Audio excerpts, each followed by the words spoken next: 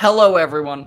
Welcome to the third A Song of Ice and Fire reread live stream that take place approximately a year apart. As with the first two, I have the guest read by Kyle, and this time we are joined. I couldn't find anyone who liked A Storm of Swords.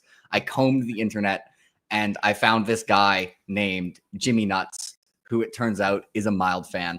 So I'll let them introduce themselves while I buzz someone in as a delivery arrives in my apartment. That was awkward time. Hey, For Kyle. well, I've done a couple of these with Jake before. I'm Kyle from Read by Kyle. I sometimes have a YouTube channel, mostly just to appear on Jake's channel to yell about how awesome A Song of Ice and Fire is. And I've read Storm of Swords, I think 8 times, but that could be higher. But yeah, it's my favorite book of all time, so I think it's dope. And to all the people here, like, I don't think this guy knows who Jimmy is, and I don't think Derry knows who Jimmy is. So do you want to introduce yourself to all the people here who don't know who you are, Jimmy? Yeah, I'm an amateur golfer. I sometimes read books on the side, and I do a podcast about these books called A Song of Ice and Fire as well, which we are actually knee-deep in A Storm of Swords. We just did the Purple Wedding, so that was really cool. We've been having some really good conversations, and much like Kyle, I think it's like 7 or 8, 6, 7, 8 times. I can't really remember at this point, but the crazy thing is like genuinely each time I've gotten more out of it. So it's been pretty great. And I'm just happy to be here. I'm happy to talk about A Song of Ice and Fire. Sometimes I wish it was all I talked about, to be honest. Can we ban Ben from the chat? Yeah, Ben's coming in. Ben has this conspiracy theory that like Storm isn't actually better than the other 4, and people just think it is because they go in with the expectation that it's better. It's just like, Ben, have you considered the much more likely explanation is just that it's absurdly good, and that's why everyone likes it the most? Ben, I defend you a lot, but I don't know. I don't know about all that, dude. Like, I read this book when I was either 14 or 15, and I did not know the consensus. No one told me before that Storm of Swords was their favorite. And 14 or 15-year-old me was just like, well, that was obviously incredibly sick. So, anyway, this is the hill he's going to die on. One day, he's going to reread Storm of Swords, and he's just going to be like, oh no, I was crazy. This is like wild. Could be like that time you woke up in the middle of the night being like, I read Lord of the Rings wrong. Yeah. Ben, you read A Storm of Swords wrong. Go try again and try and do it better. There's nothing wrong with failing. You just got to fail forward. Yeah. You just got to make progress. The way out is through. More rereads is what is needed.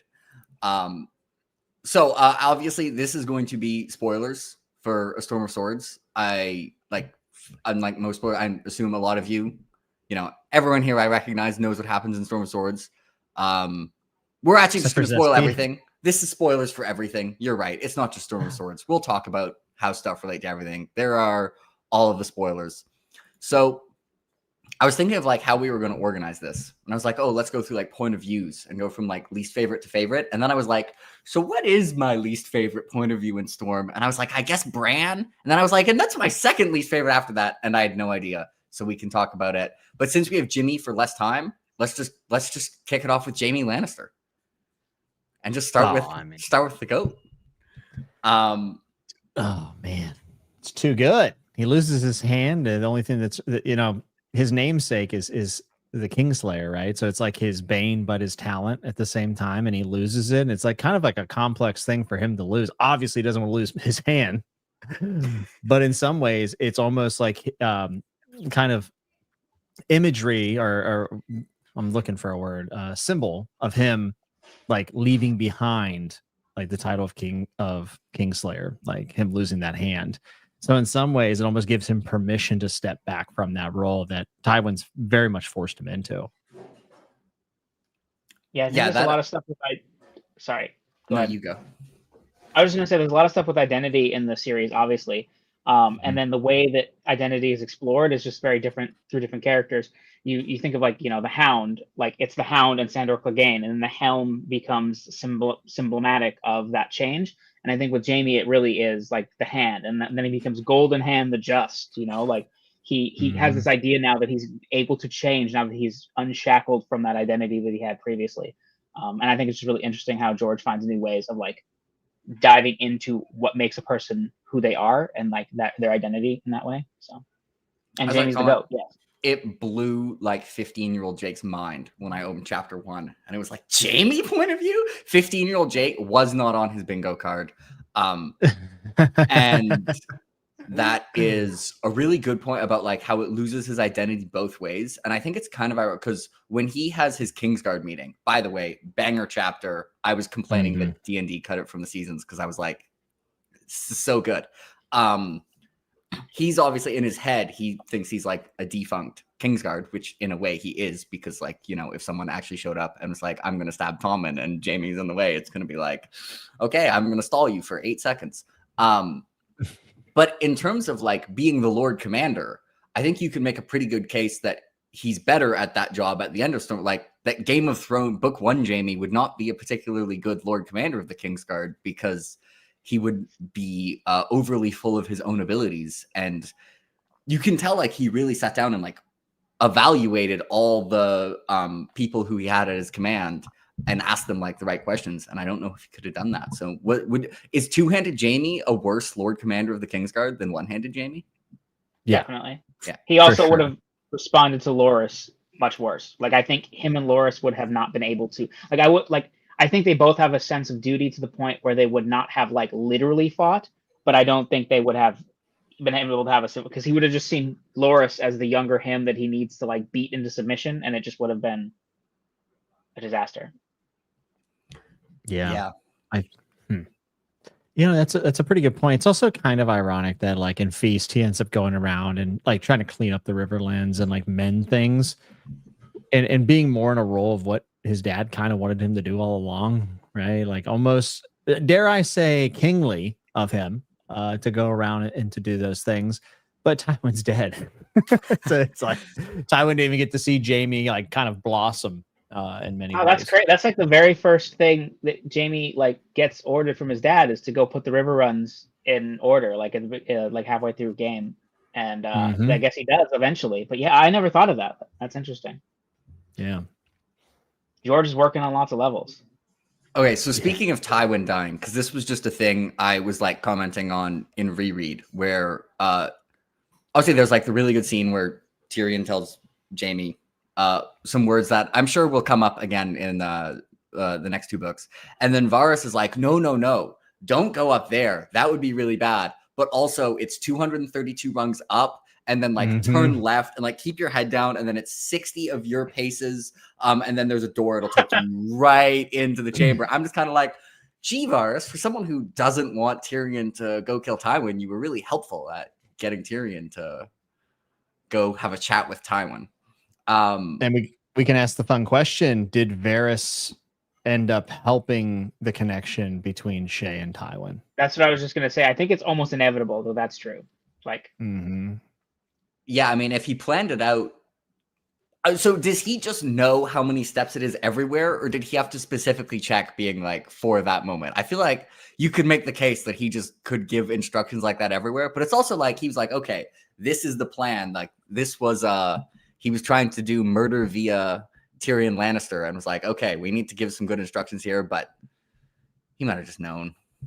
I find it like perfectly plausible that he was trying to get Tywin killed, or at least force a confrontation between the two of them. But I do think he probably just knows the exact way to get, like, the Tower of the Hand is just so important for like sneakery that like, yeah.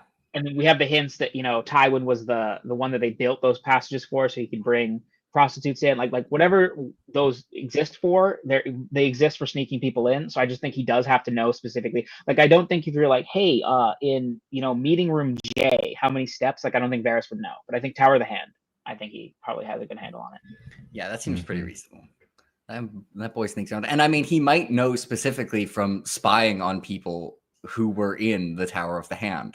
Because, you know, presumably if you don't open the door, you can hear what's going on in there. Oh, he knew what was happening up there. Yeah. Now I have to be like, every time they're talking in that room, I have to be like, there's a door right there, and Varys knows where it is. Someone leave a note for me to remember that in like 5 years.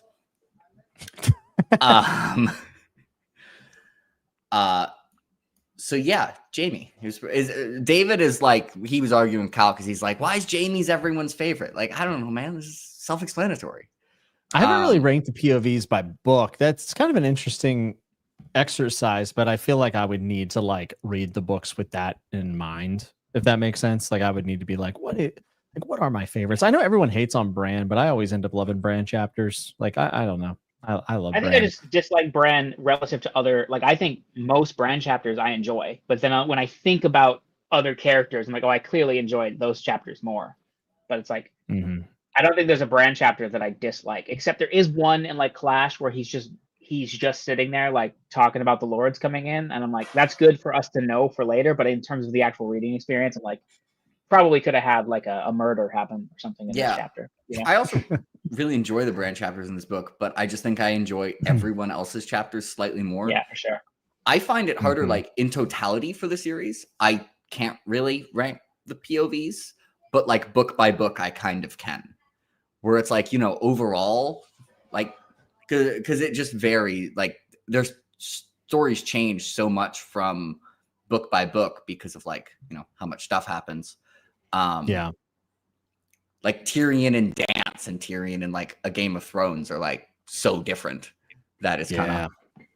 I think when it starts talking about like the entire series, it more becomes about who my favorite characters are. Because like I like the Tyrion chapters in Dance less than in Clash and Storm, but Tyrion is my second favorite character overall. So it's like in totality, I just think that's a character that I enjoy spending the most amount of time with, besides Jaime. So. Yeah, I think Tyrion is probably if he's in the book, he's my favorite POV. For me, he actually carries Dance. Like I really love him in Dance, especially with the switching of Tyrion and Jaime on a redemption, Tyrion descending into villainy or whatever. The one thing about Jaime, I would love to ask you also. We know that Jaime has very limited connections in the world. Like he might have respect for some people, like Arthur Dayne. He doesn't really connect with anyone outside of Tyrion and Cersei, Cersei being number one. What is it about Brienne, do you think, that made him connect with her? This is an excellent question.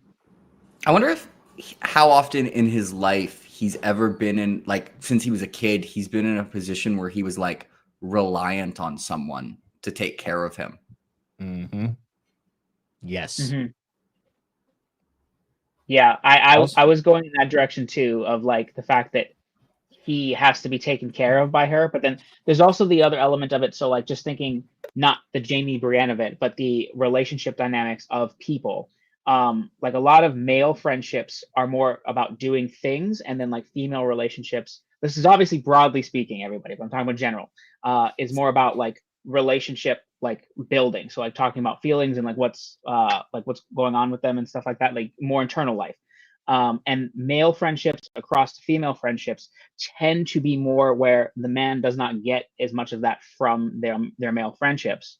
But with the case of Brienne is also someone that can keep up with Jaime. Like Jaime fights her and she's winning, and like he's like been chained, and there's all those like caveats, but it is somebody that he sees as this very strong, like quote unquote male figure, like in terms of the way that he sees fighting. But then she's also a woman that has to take care of him. So it's like activating the male and female side of what he might want in a relationship. And I think that he's never really had anybody in his life that could do both of those things. Yeah, I think that's definitely part of it. I also think that there's just the fact that in every single way, she's the opposite of Cersei, like literally every single way. But you know what I think it is? I think that it's because it's the first time he's ever been able to spend quality time with another Kingslayer.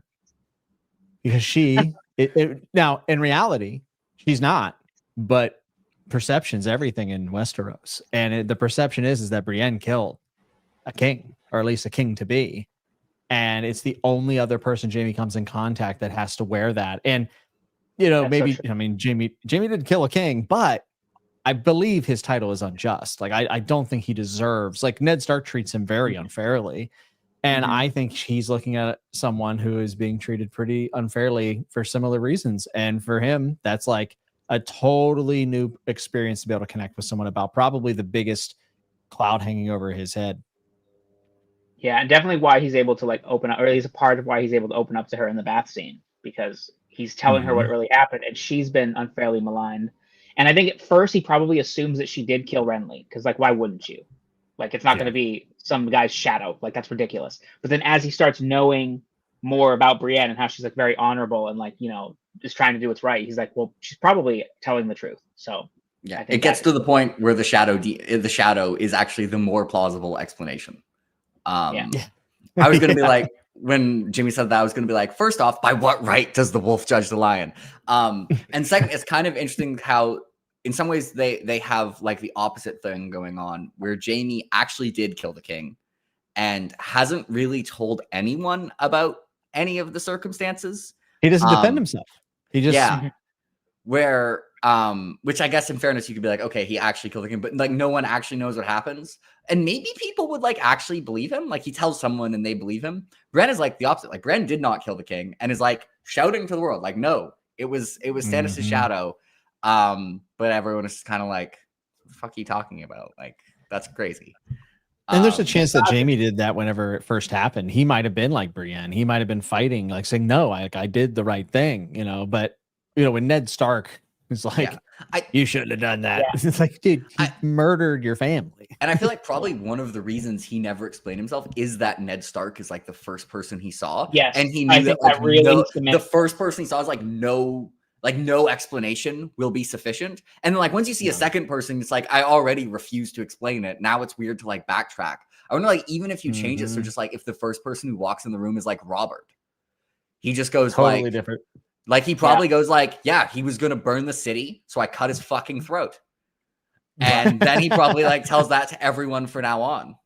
Jaime was also so young. Like he's, you know, this extremely competent fighter. He's in a weird place with like his dad and the king and the rebellion and all this moving parts. And he does what I think we all agree is clearly the right act.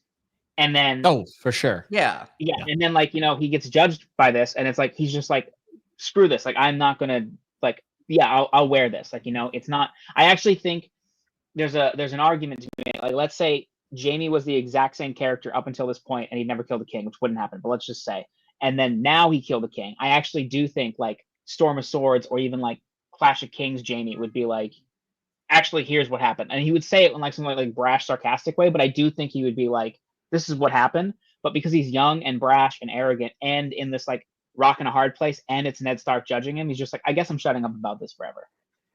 And there's pieces of it that have kind of become legend that I'm not actually convinced happened. A lot of people say that Jaime was sitting on the Iron Throne after it. And I think that rubbed Ned the wrong way. Yeah. But I think that is definitely propaganda.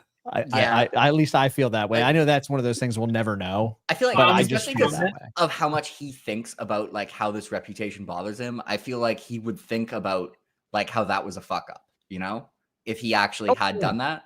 So I think the fact that he doesn't think about it in his perspective as like a regret probably makes me think that that's a lie about him. Yeah, it's a little embellishment, maybe. Yeah. This is gonna be the pivot that Kyle's not gonna care, but I want to know, Jimmy, if you think this. So I like keep googling people's age while I'm reading this because you picture the show actor and you're like, they're younger than expected. And Jaime's 31 in this book. Peak age for UFC fighters. This should be his peak for like the aging curve. That's true. Oberyn just outside the aging curve, early 40s, probably a little slower than he thinks he is. This is what happens. Yeah. Father time comes for us all. You know, I get new perspectives when I reread next year. I'll be like, Jaime's prime for that UFC. Him and Strongbow are just gonna. So this was an actual thing I was thinking about while reading of like, I wonder if the aging curve for like knights was the same as the aging curve for like sword fighters. Do you ever think about this, Jimmy? Yeah, well, I subscribe more to the duration mattering a little bit more, though it's I mean, irrefutable that in mixed martial arts, if you're 35, you are going to lose to the younger fighter 99% of the time, especially if you're a champion. If you're a champion, you're losing. There's no question. Easiest money you can ever make is betting against a 35-year-old champion. I did it with Volkanovski. I remember this. Very easy. I've been doing that for years. So, but a lot of people say you have about 7 years of like peak physical condition. And a lot of people actually extend this to the NFL as well. That's why whenever like someone like LeBron comes along, it's like, what? How's like, why is this sports? Yeah, he's been doing this for 20. I'm fully engaged. But I'm not even being sarcastic.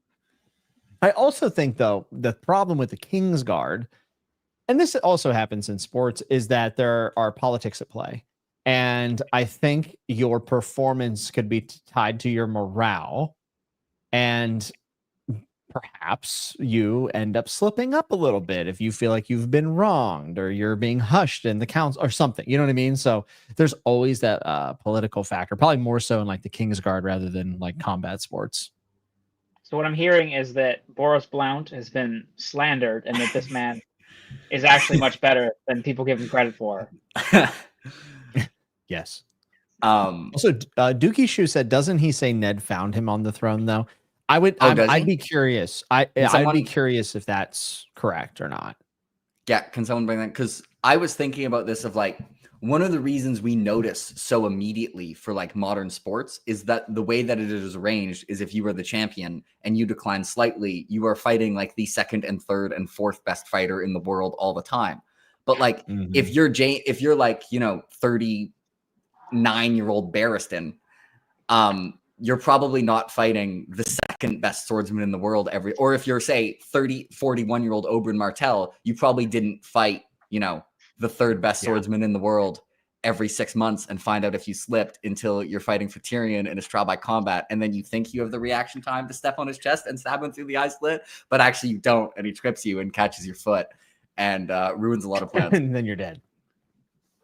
I'm trying to find any kind of reference to Jaime on the throne, but there's the word throne is used. And it could be at the seat of it. He could be at the seat of it. Anyway, people will figure that out who have the ebook. I'm going to pivot the talk of this to another thing that I think George does extremely well in this book, which is he gives you, like when people are making choices in this book, there's a few hard choices. The path they don't take while you're reading it feels really plausible. So this one's not so much a choice, but like when Tyrion and Oberyn are talking about what happens if like Oberyn wins and kills the mountain, and they're like, yeah, you could like go down to Dorne and like back Marcella. That is like, that sounds really interesting. And that seems like a really plausible thing to happen. Oh, he was shouting. I got it. Oh, I got it. Hold on. Oh, see, I was looking in Storm of Swords. That's why I stopped talking. I was in the chapter and I was scanning, but okay. So I guess I do find him.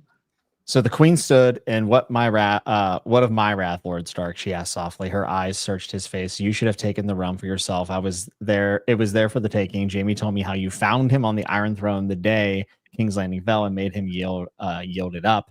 That was your moment. All you needed to do was climb those steps and sit. Such a sad mistake. First off, slammer line, just incredible dialogue. But two, yeah, I mean, this is Cersei kind of saying that, but is there room for her being sarcastic? Probably, but I would say that in that case, then maybe he was sitting on the Iron Throne. Strong. It's like, it's not 100% definitive because you could be like, no, but Cersei can't even be fucking with Ned because Ned would be like, that didn't happen.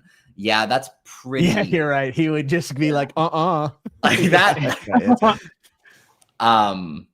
Sorry, Jake, I was distracted though. Anyway, the thing I was talking about. Yeah, you were. So I'm going to pivot to the thing that George does really well in this book is that when characters, there's like a few big decisions that characters need to make or like pivot points. And when the pivot point is happening, like the possibility that doesn't happen feels really plausible and interesting. So my example was like Oberyn is talking to Tyrion before like their duel. And they're like, you know, talking about how he could go down to Dorne and like back Marcella. And like, if you're reading that, not knowing what's going to happen, you'd be like, oh, so like the next book's going to be about Tyrion and Dorne backing Marcella with, oh, that sounds like a really interesting plot point. And then the other big ones for me is when Jon gets his decision at the end to be like Lord Stark of Winterfell, especially since you got Robb earlier, like naming his heir, you're like, oh, like this is going to be really interesting. And then the one I talked about while we were messaging that I think I'm going to do a specific chapter video on is Robb's plan to like take Moat Cailin and go up to the north. This was a detail I totally forgot about. And I think there's a lot of reasons the Red Wedding hits so well, but like, I think if you start like optimism towards Robb Stark, if you like graft it over time, Most of Clash and All Storms is a steady trend down. It's just like, that went wrong. Oh, that went wrong. That went wrong. And then he's kind of like, yeah, we got this like plan to take Mount Caelan. We're going to like team up with like the Crannogmen. It's good and good. And you're like, oh, sounds like a pretty good plan. And you get like this is the turn of the tide. And then the Red Wedding. And that hits so much harder than like down, down, down Red Wedding. Down, down, down, rebound Red Wedding. Oh, it's so good. Sometimes you're so far gone, you're never gonna. Yeah, it's like sometimes you're so far gone, you're not going to be able to come back from it, even if you're making the right moves. Like it just is what it is. George is also the king of the hope spot, which in pro wrestling, the hope spot is like before the good guy starts to make his big comeback.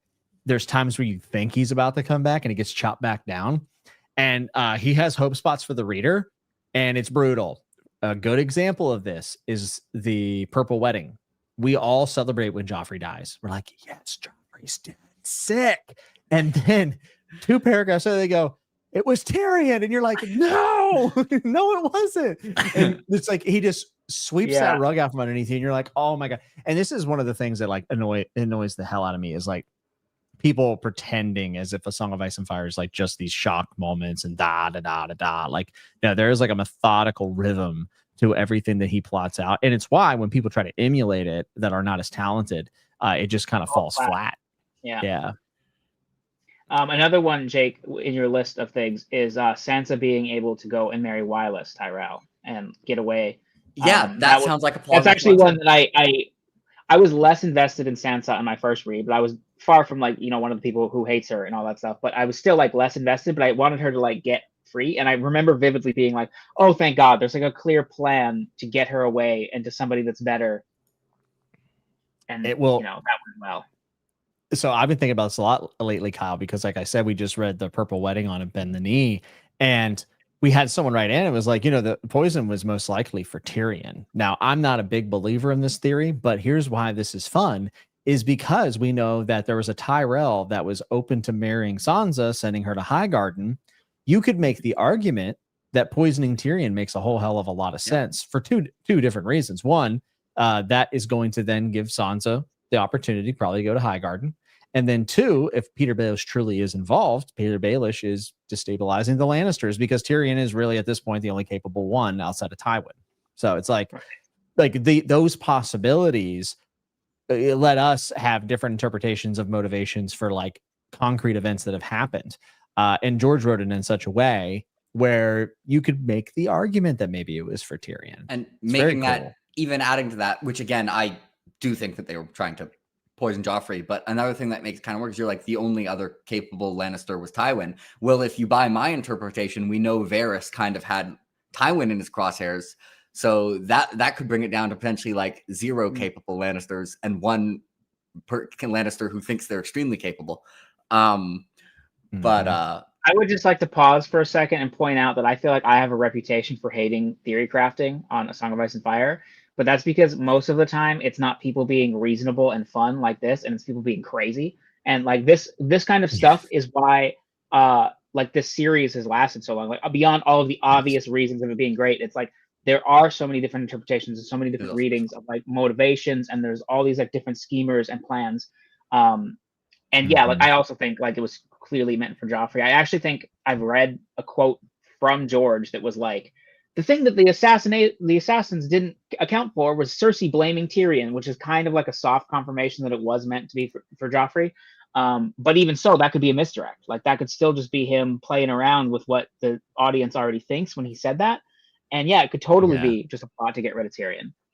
The cope for that is that it was an Entertainment Weekly and it was about the show. So people are like, oh, that's not author, George. That's executive. I'm like, come on. That probably confirmed. Like, and by the way, I totally am of the belief that it was for Joffrey, especially with the hairpin and Olenna messing with it and everything else. Like, totally in for that. Now, my first gut reaction on this reread was that Olenna Tyrell not only wanted Tyrion to be blamed, but I actually argued maybe she also wanted Sansa to stand trial. Like maybe she was selling Sansa out too. Yeah. Because with Sansa gone, man, the North is wide open. So I have 2 questions. One is the one that like we don't believe, but one thing that would be an issue if you're like, the plan was for then like Sansa to go marry Willis because this was like a High Garden plan and they wanted to poison Tyrion. Does that mean like the boat that picked up Sansa was originally going to go to High Garden, or was this like a separate plan where like Littlefinger knew about it and was like, they don't know about the Sansa escape plan, so I'm going to take Sansa like a different plan to me. I feel, different plan. The Vale. I feel like Marjorie and Olenna would just do the regular, like just be like, they have an army, they have lots of people, they have excuses to go to High Garden all the time. Like there'd be a lot of, if they wanted to get Sansa spirited away, they would just hide her in a carriage somewhere or something like that. And trusting Littlefinger over the people that they already like trust, like they have like left and right, like they have guards that they know their whole life and stuff. Like I just don't believe Littlefinger and some like old fishermen would be the people they would trust for that. So I just think that's a totally different plan. And then the other thing which frustrated me with my Tyrion's ability at legal defense, and also why I think it's not a great plan to like be like, yeah, this was the plan to poison Tyrion, is Tyrion ending up with that like chalice that poisoned Joffrey required like a pretty wild stroke of luck, like, which this should have been Tyrion's defense, and it wouldn't have worked because of like the Shay testimony and because it was rigged. Although ironically, in Cersei's mind, she wasn't framing him because she actually thinks he's guilty. So she thinks she's falsifying evidence, but not framing him. Yeah. But dude, she's the best. That's a lesser crime. Yeah, that's a slightly different crime. Is it even lesser? It's different. Anyway. It's a different way to get to the right end goal, right? Yeah. Doesn't matter how we get there as long as he ends up dead. I was kind of like, if you're like, this is Tyrion's plan, the plan doesn't really make sense because the only reason Tyrion ended up having access to Joffrey's chalice is because like Joffrey came to taunt him, and he did like everything. He tried to not have Joffrey come talk to him. So I think so that's why I buy that they didn't know Tyrion would get blamed, because if that entire like conversation with Tyrion didn't happen with like the dwarfs and Joffrey just being like, I'm going to taunt this person in particular. And you could be like, okay, it's predictable that Joffrey would taunt Tyrion, but it's like, he could taunt a lot of people. You don't know he's going to taunt specifically Tyrion. And that like ended up making it before also. Yeah. Like, and so that made it look like Tyrion was super guilty. So I'm just saying, if I'm Tyrion's lawyer, I'm like, we're getting Garland Tyrell to the stand and being like, hey, was he acting like someone who was like planning on interacting with Joffrey? And Garland Tyrell could be like, who we know kind of likes Tyrion, could be like, not really. He kind of seemed like he was just trying to get out of there, but obviously it would have been foiled by falsifying evidence. But so it's wild is like we're talking about like what happened, how it happened, but immediately right after the Purple Wedding, it's a Sansa chapter, and Dantos gives a false eyewitness testimony and said that it was from the pie, and it's like even someone who was just there like got it wrong. It's just so funny to me that like the first account of it outside of the event is incorrect. And then that's going to spread, or it would have if Dantos hadn't been murdered immediately, which, by the way, we're talking about Littlefinger. Holy cow. Think about this as a first-time reader, folks. You get the Purple Wedding, like I said. Joffrey's dead. Yeah, Tyrion. Oh my God, no, he's being blamed. The next thing, Littlefinger shows up in a boat. You're like, what in the world is going on? And then Dantos gets murdered. Like, if you actually think about that, that's a ridiculous 2-chapter like span. Dantos being killed, I actually very vividly remember reading the first time. I was like, oh, I just think it was like one too many things. I was like, holy shit, him too? I can tell you, I was on my way to a baseball game in the car, and I can tell you what street I was on when I read the Purple Wedding. Like, I remember reading it. I can like point it to you on Google Maps and be like, I was here. I was in the right seat. I was wearing a green baseball jersey. I was on the way to this park. That's your 9/11 like flashball memory. Because at the time, like my dad was driving and he'd watched season 1 and 2 of Game of Thrones, and like young me was. I guess that means I can figure out what month I read it in. Okay, so I would have been 15 because baseball season. Anyway, young me had to resist the urge to be like, holy shit, Joffrey just died, because I don't want to like spoil my dad, I would just like to point out dangerous. Littlefinger is very dangerous. My supervisor at work started watching Game of Thrones recently and has no spoilers, and which is just the best thing. And then like we were like rolling cutlery at the end of a shift, and she was like, yeah, today I just had to stop watching. I was on season 3, episode 8. And I just, I just really wanted to keep watching. And I had to like really, really calmly be like, oh yeah, that sucks. You can text me any thoughts you have at any point. for anything, anytime. And I had to be chill about it. And then, like, the next morning I get a bunch of texts. And I was like, this was great. For those And who then, don't know seasons, the episode after that is called The Reigns of Castamere.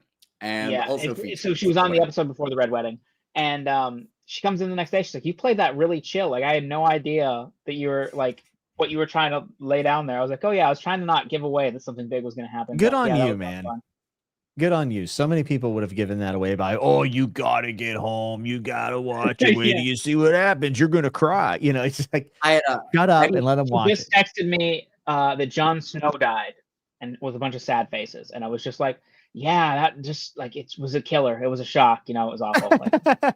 Like, I like how we're just so over it. Like, even before the season came out where Jon comes back to life, everyone's just like, yeah, that boy's alive. He born into Ghost. He's going to be fucked up when he comes back.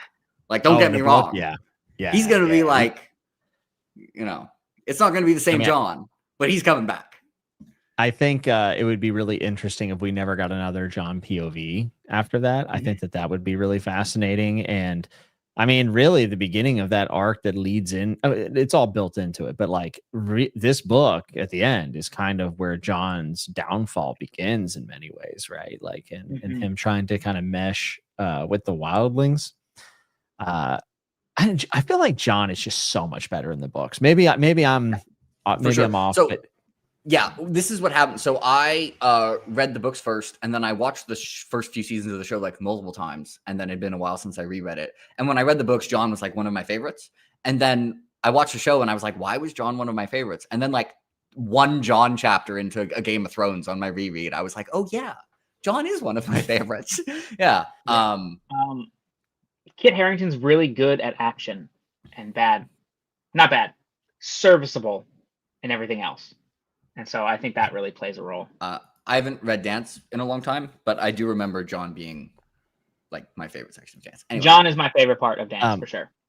Prater saying would be so pissed if that happens to the book. George too got author to blatantly rip off Robin Hobb. Well, they are very good friends, and if anything, I think it would be kind of like a nod to her in many ways. I want you to prepare yourself that it's going to happen.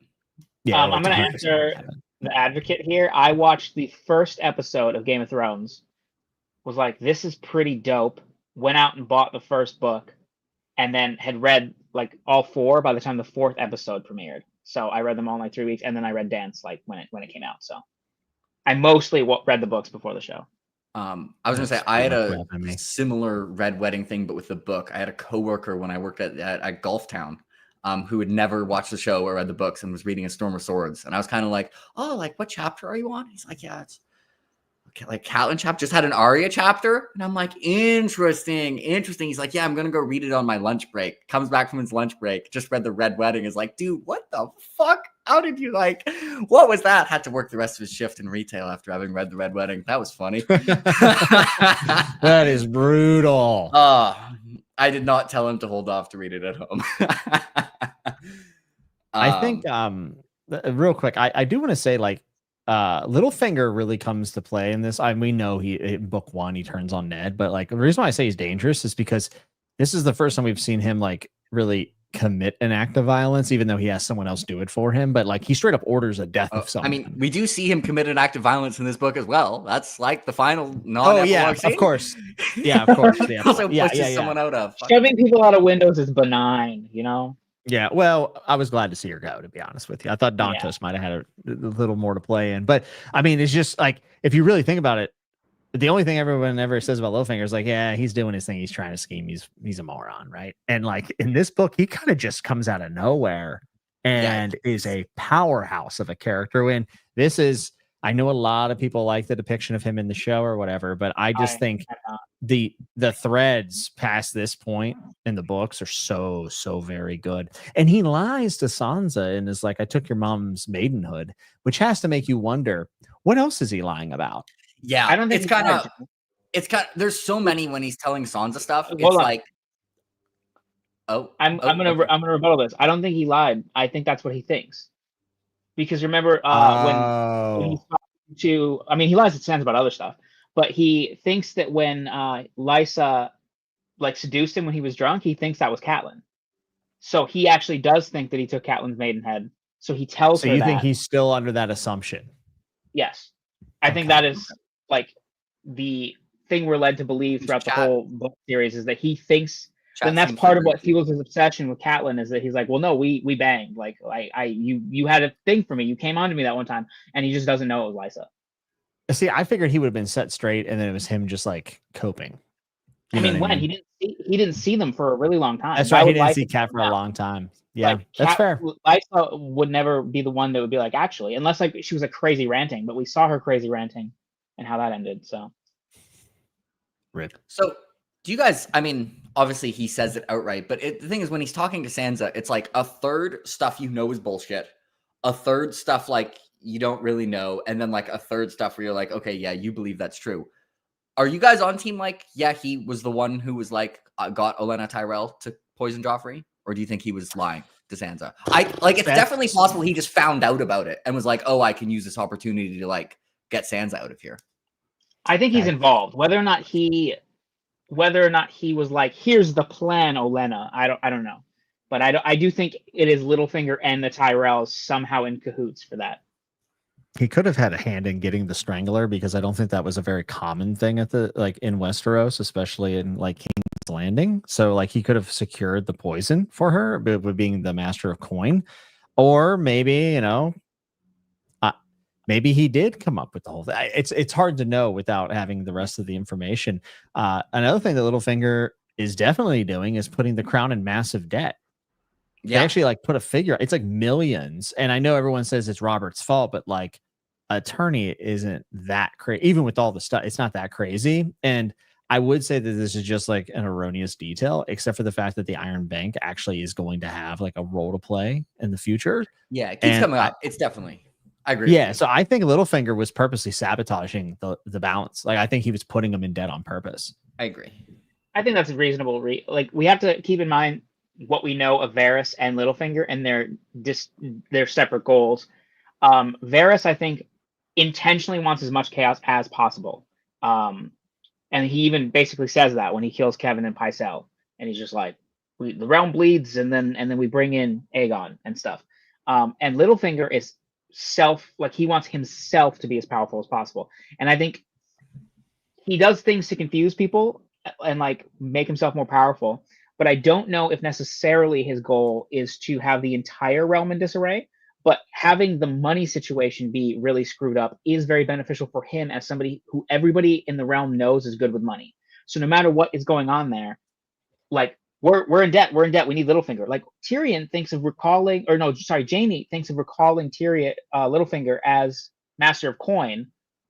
In like book 4, he's like, we should get even after all this time, he's like, Littlefinger's the guy that can help us with all this.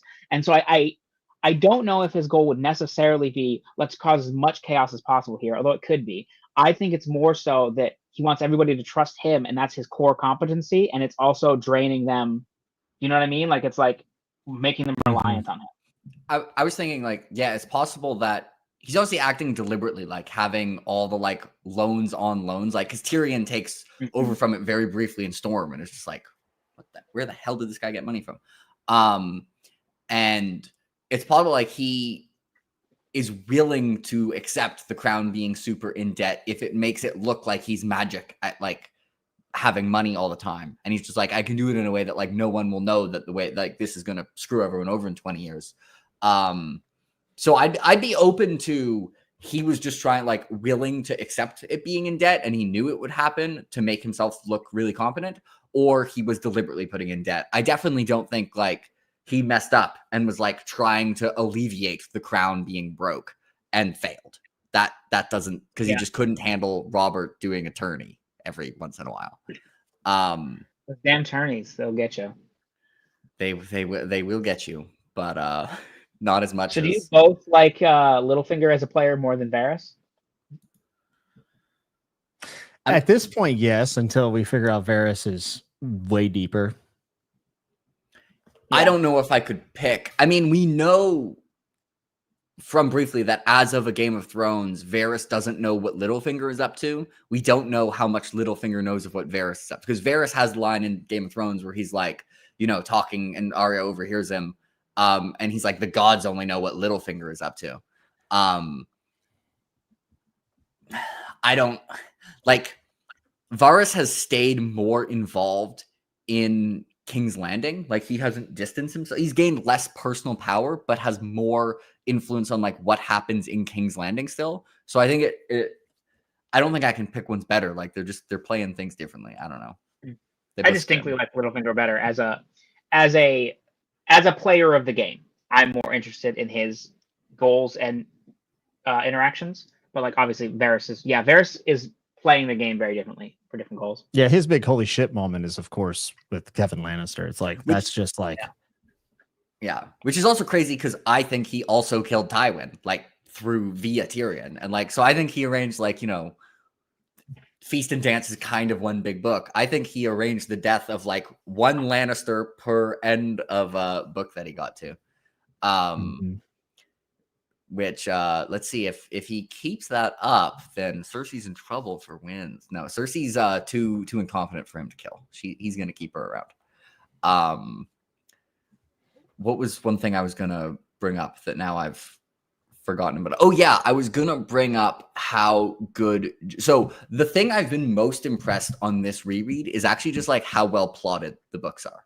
Like, which I wasn't. I was expecting to be like, yeah, they're plotted well, but the way he arranges which chapters you get next and the way he continually makes like the chapters feel connected that are like really far apart. My favorite example of this later is like Tywin berating people when he hears that like Stannis left a token force in Dragonstone and being like, no, Stannis gave up. Like, if he's not there, his army's going to show up somewhere. And that way you get like a Jaime chapter with Tywin talking, impacting like what's going on in Jon's chapter, because then obviously Stannis shows up. And also I was thinking like it doesn't feel suspicious that Sansa doesn't get a chapter before the Purple Wedding. When obviously like if Sansa did get a chapter, she'd think about the fact that like there was an escape plan with Dantos. But because of like the pacing and the way the chapters arranged, you don't think to yourself like, it's kind of weird that like we're not getting Sansa's perspective. Also, I thought it was really interesting back to back. You had Jon and Tyrion have like, in terms of our optimism, have like complete reverses right next to each other, which you had like, obviously the duel between Oberyn and Gregor. You've got like, there's this plan for Tyrion. Like, there's a clear direction for him to go to. He says out loud, I'm feeling more innocent by the minute. Like, bro, you jinxed it. You got to knock on wood. What the fuck are you doing? And then you go back to Jon and you're just like, he's like, well, I've got like 4 directions I can go in and I'm just turbo fucked in all 4. Like, he goes out to talk to Mance and he's like, I can let Mance blow the horn and maybe destroy the wall. I can try and destroy the horn and get tortured to death. I can go back to the wall and be like, they want to let you in and probably get hanged by Janos Slynt. And then Stannis shows up. So it's like you have the one person you're like, I know where this is going. Nope, he's fucked. And you one person you're like, this guy's fucked. And then something shows up. And I love that those happen like directly back to back.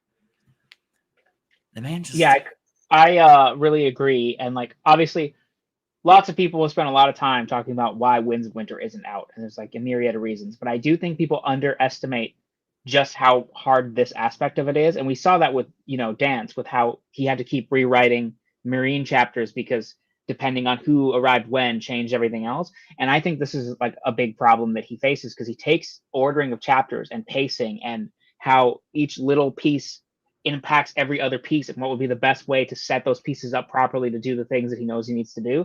And I think that's why he's constantly reorganizing and rewriting and stuff like that. Because like Dance Storm, like every chapter I think is in the perfect place, flows the perfect amount. Like, I don't think there's any. I think it's the best paced 1,000-page plus book that I've ever read for sure. For those reasons. Yeah, I think also like not even just trying to figure out where everything goes, but we're talking about all the different ways it could go.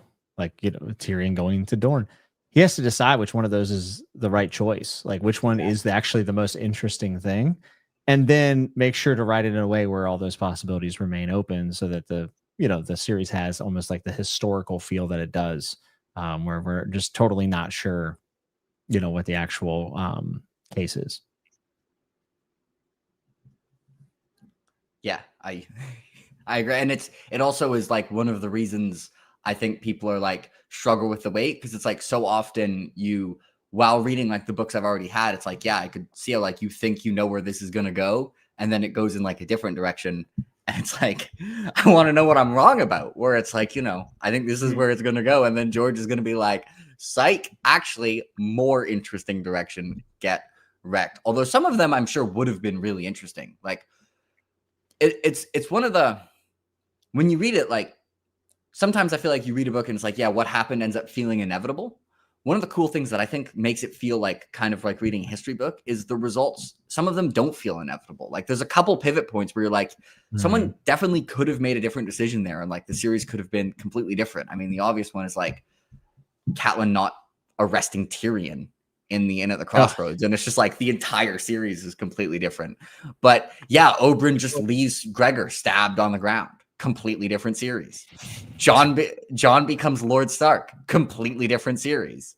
Bran doesn't climb the tower. Yeah, completely different series. And I think it's one of the ways it manages tension so well is what happened doesn't feel like it's inevitably what had to happen, you know? Mm-hmm. Yeah, definitely. Yeah, and definitely. it's even funnier the fact that Fire and Blood, he goes like another level with it.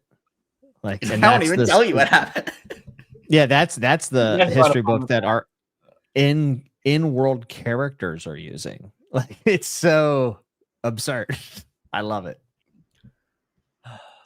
That man's a madman. All right, who haven't we talked about? Oh, we haven't talked about Daenerys for 1 second. I talked about a lot of people, actually. That's true, but Daenerys is kind of like the most separate from everyone, and like the Daenerys chapters in this book slam. Like it's definitely my favorite Daenerys book, It's not even close. like by far. Really? I like. I'm a weirdo. I like Meereen. I like Dance. Okay, Danny. That is your weirdest opinion, but okay. It's not that I don't like it. I just, when I think of what I like from Daenerys, I think of the Storm of Swords stuff much more than the Meereen stuff. But there's some good stuff. I mean, you're not wrong. The moments are bigger for Daenerys in this book. They are just flat out bigger. Oh, I guess I just staying in Meereen. Yeah, for 20 Do you years think now. maybe one of the reasons that you like Meereen so much is because there's so much political intrigue that hasn't been resolved? Like, do you think that's part of it? Yeah, and also it's just like the coming of age of Dany in that moment and her seeing what like real ruling looks like. I know it's. Oh, I love all that stuff. Yeah. Yeah, it's kind of. It feels like null and void because it's been so long since it's been written. But like I always find myself enjoying those chapters a lot more than I remember. But yeah, I mean, her moments in this book are insanely good. Yeah, they're pretty crazy. When she gets the Unsullied is like, I think one of my favorite moments in the series. Like, understandably, like in a book with so many big moments, that moment is for sure like top 3 for me. Interesting.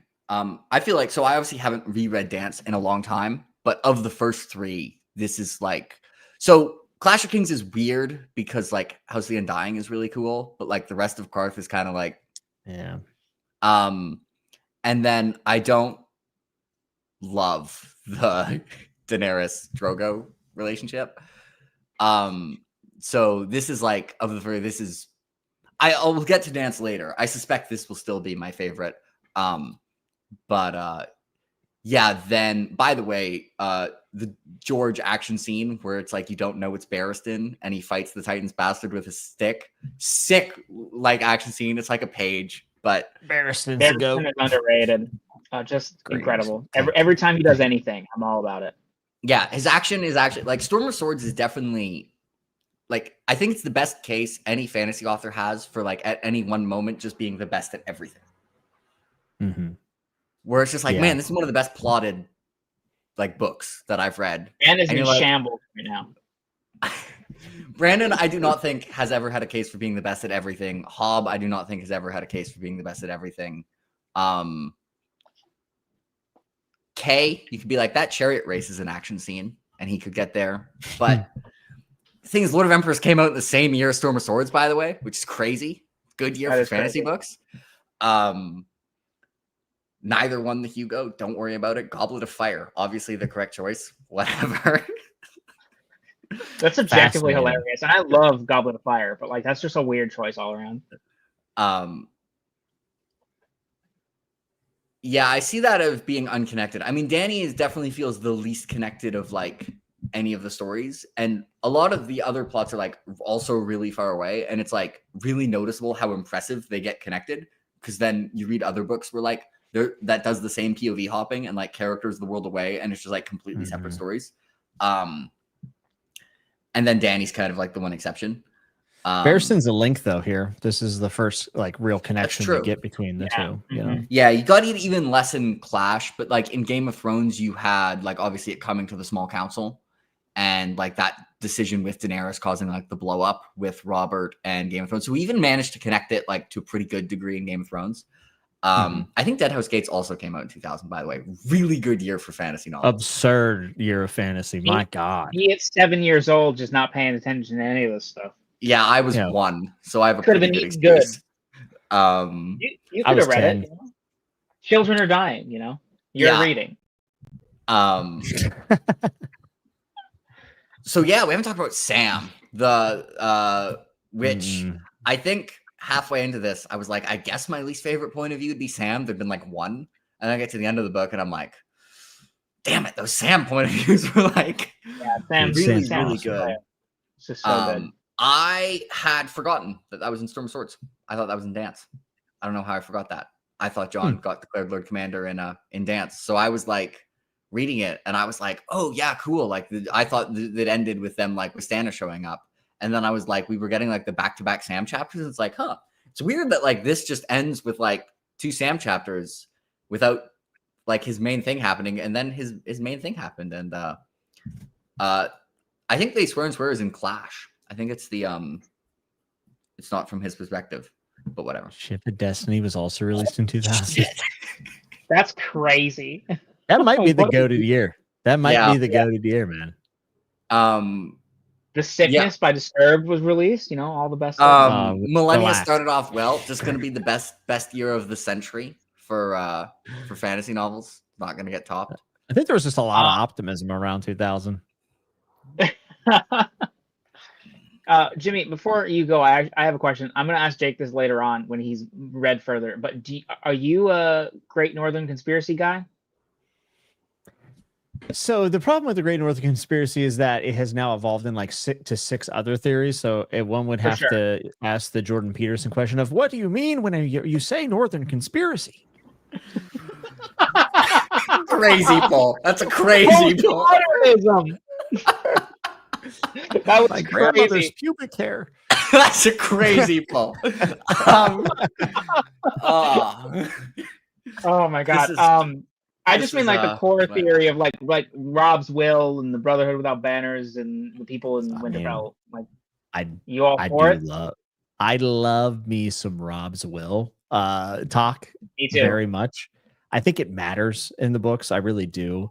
For me, I mean, the Manderleys are one of the most underrated aspects of the series in many ways. So I guess if we want to say like them scheming and everything gets tied into that, then I would say, yeah.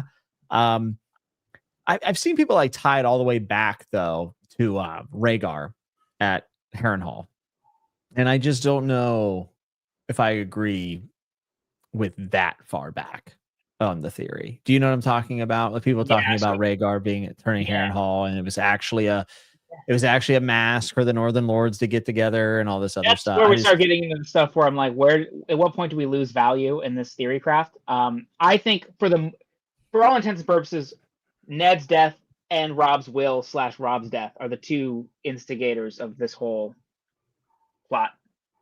But anyway, I was just wondering because I've never heard you talk about it, and it's like Rob's will and like what's going on with Howland Reed and like where Ned's bones Howland are. Reed. I'm just very invested. I'm like, where the hell is Hal Mullen and these bones, man? Bro, Howland Reed is the #1 like thing I love in the series. Like he knows what happened to Tower of Joy. Like he's so important and he's around. He exists. He's gonna show up. Like, what if or maybe he is the Sparrow. Everyone always, speculates he's the Sparrow, but I don't know. I don't think so. I don't think he's the Sparrow. I don't think it's Sparrow. That just seems like they're like, there's a short man and there's a short man. I'm like, okay.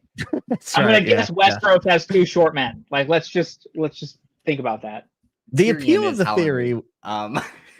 Tyrion is a time traveling Targaryen fetus that turns out to be Howland Reed. Yeah. Stark's best friend. Yeah, for sure. So yeah, Jake, that's something to watch out for in your reread of Feast and Dan. It's one I'm aware Northern of. shenanigans, yeah. I don't know how grand of a conspiracy it can be because I watched some of those Northerners sit in a similar spot for a long time, and they're a little stubborn. So I don't know if I buy like everyone's involved, but I'll buy like a Manderley Kerwin conspiracy. Dude, the Manderleys are awesome. Manderleys are great. I love the Glovers. Glovers are underrated, I think. I forgot. So my cat, I've complained about this thing, does this thing. She's decided her new spot is like sitting on the edge of the buttons on my keyboard, and she holds down the control key and it makes everything do something different. So I keep putting a book here so she can't do that. And I forgot to for this. And now I'm like, I keep moving my keyboard over and she keeps taking more room and still sitting on the edge of it. You are an agent of chaos. Varys could never cause as much chaos as you. Aw. Can I throw out a really random thing that me and Matt got on Bend the Knee comments the other day that threw me for a loop? Go for it. Like, we've never heard this. Like, Matt was like, I've literally never heard this. Did you know that there is a theory that Benjen is on Skagos?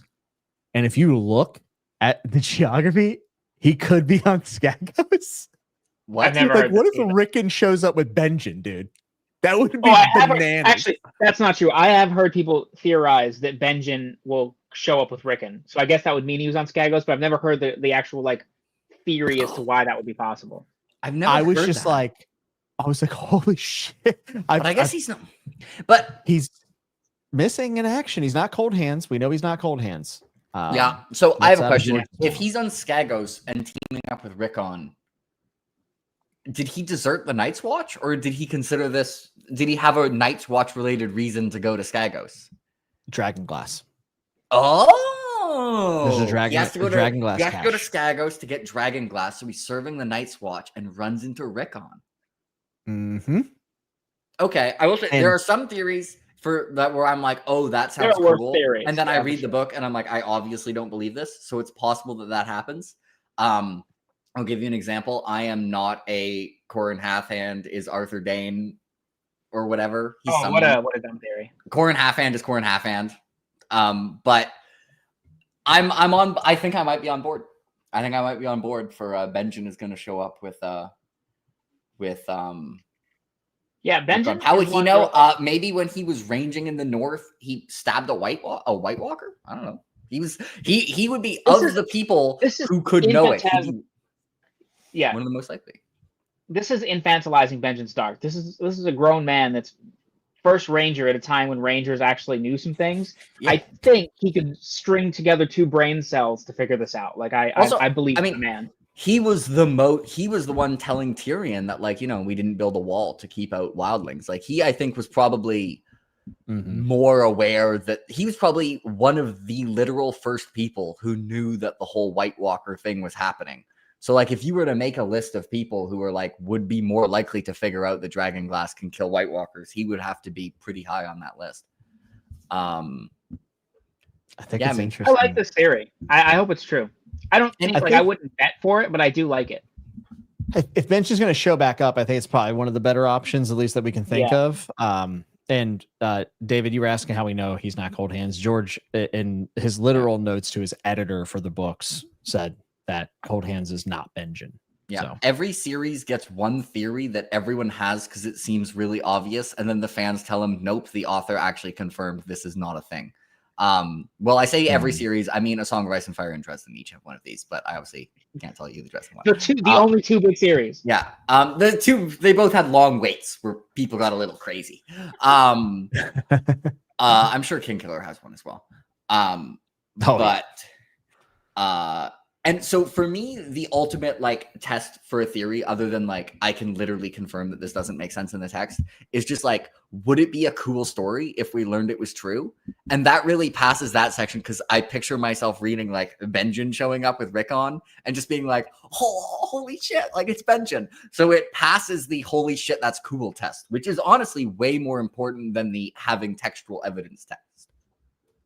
Yeah, and you could also maybe start to posture or ponder the idea of like who would be able to tell Jon that about his parentage, and Benjen certainly might know. He could know. We don't know if he does. I think that's though. one of the things. It does seem show-ish relevant, where like he might learn through Bran at some point. But Benjen Howland is obviously one that people like to point to as him potentially getting it from. Howland like needs to, make a move. Like I need to see this man.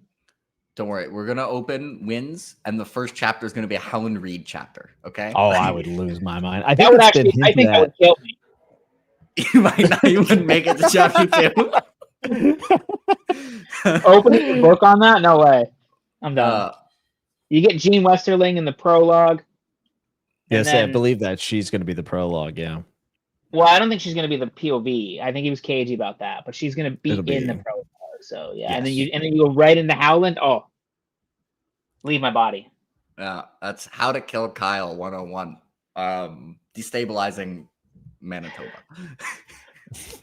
He's a big stabilizing force there. We're trying to call these chaos in the Winnipeg area. So we're gonna plan an assassination of Kyle by making Howland Reed the first chapter of Winds of Winter.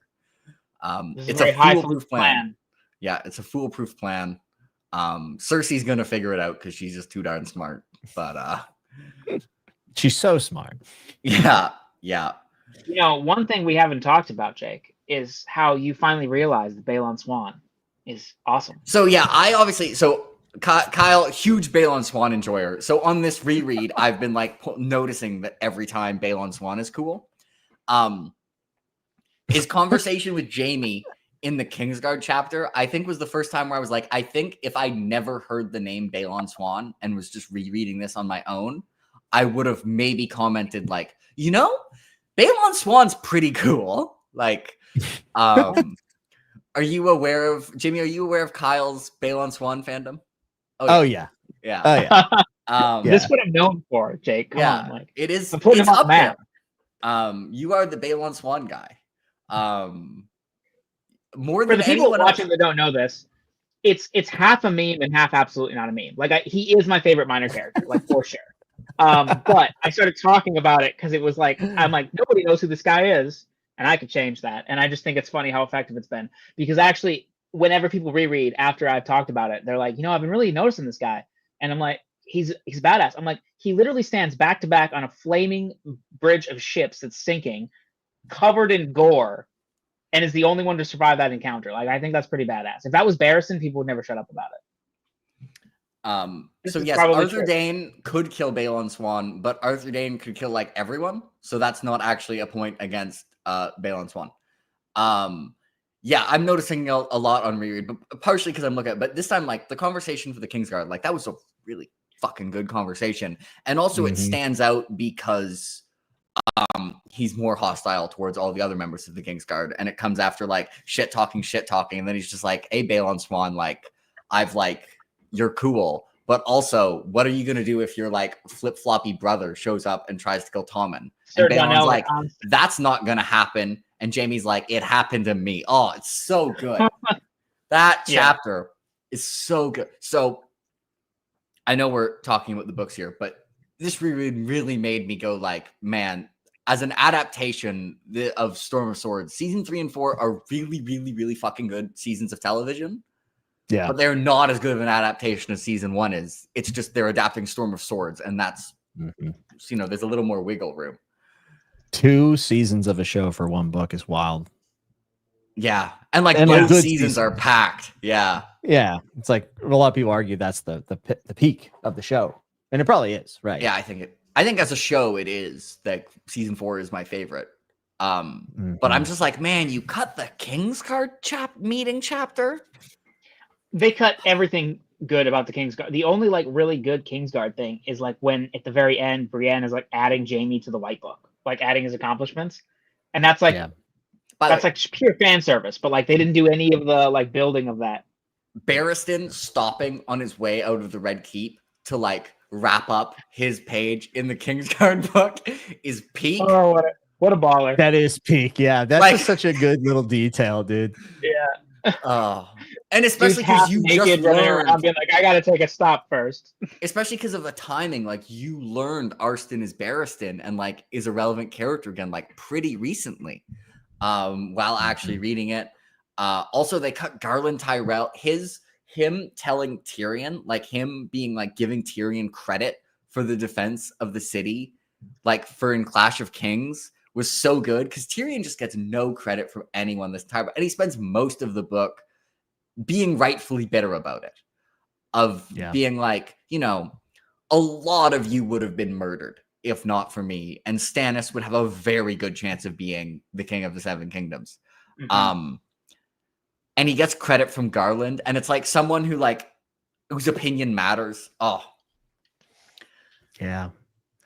I also feel like Tyrion just gets the short end of the stick. Like A Storm of Swords is really where you just see like the downfall. I see what you did. I see what I did there. This is definitely like his downtrodden moment for sure.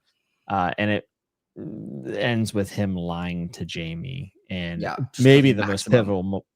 I mean, brutal. You have to wonder, is that the most pivotal moment for Jaime and Tyrion's character arcs? Because I think it kind of maybe is. for Jaime the hand, I don't think it impacted Jaime nearly as much as Tyrion. Like it clearly really impacted him, but like I think that was a really big moment for Tyrion because he's destroying his relationship with his brother, not having his relationship be destroyed. If that makes sense, like Tyrion's making an active decision to ruin a relationship that he could easily just not make that decision. Whereas Jaime is just like reacting, and he's also doing something nice for his brother. So like he is the hurt party. But I think the intentionality of being like, no, I'm going to say this because I'm hurt and like I killed your stupid son.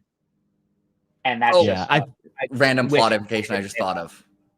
If Cersei had falsified slightly less evidence, just all the same trial, but no Shay testimony, because the Shay testimony is really what broke Tyrion.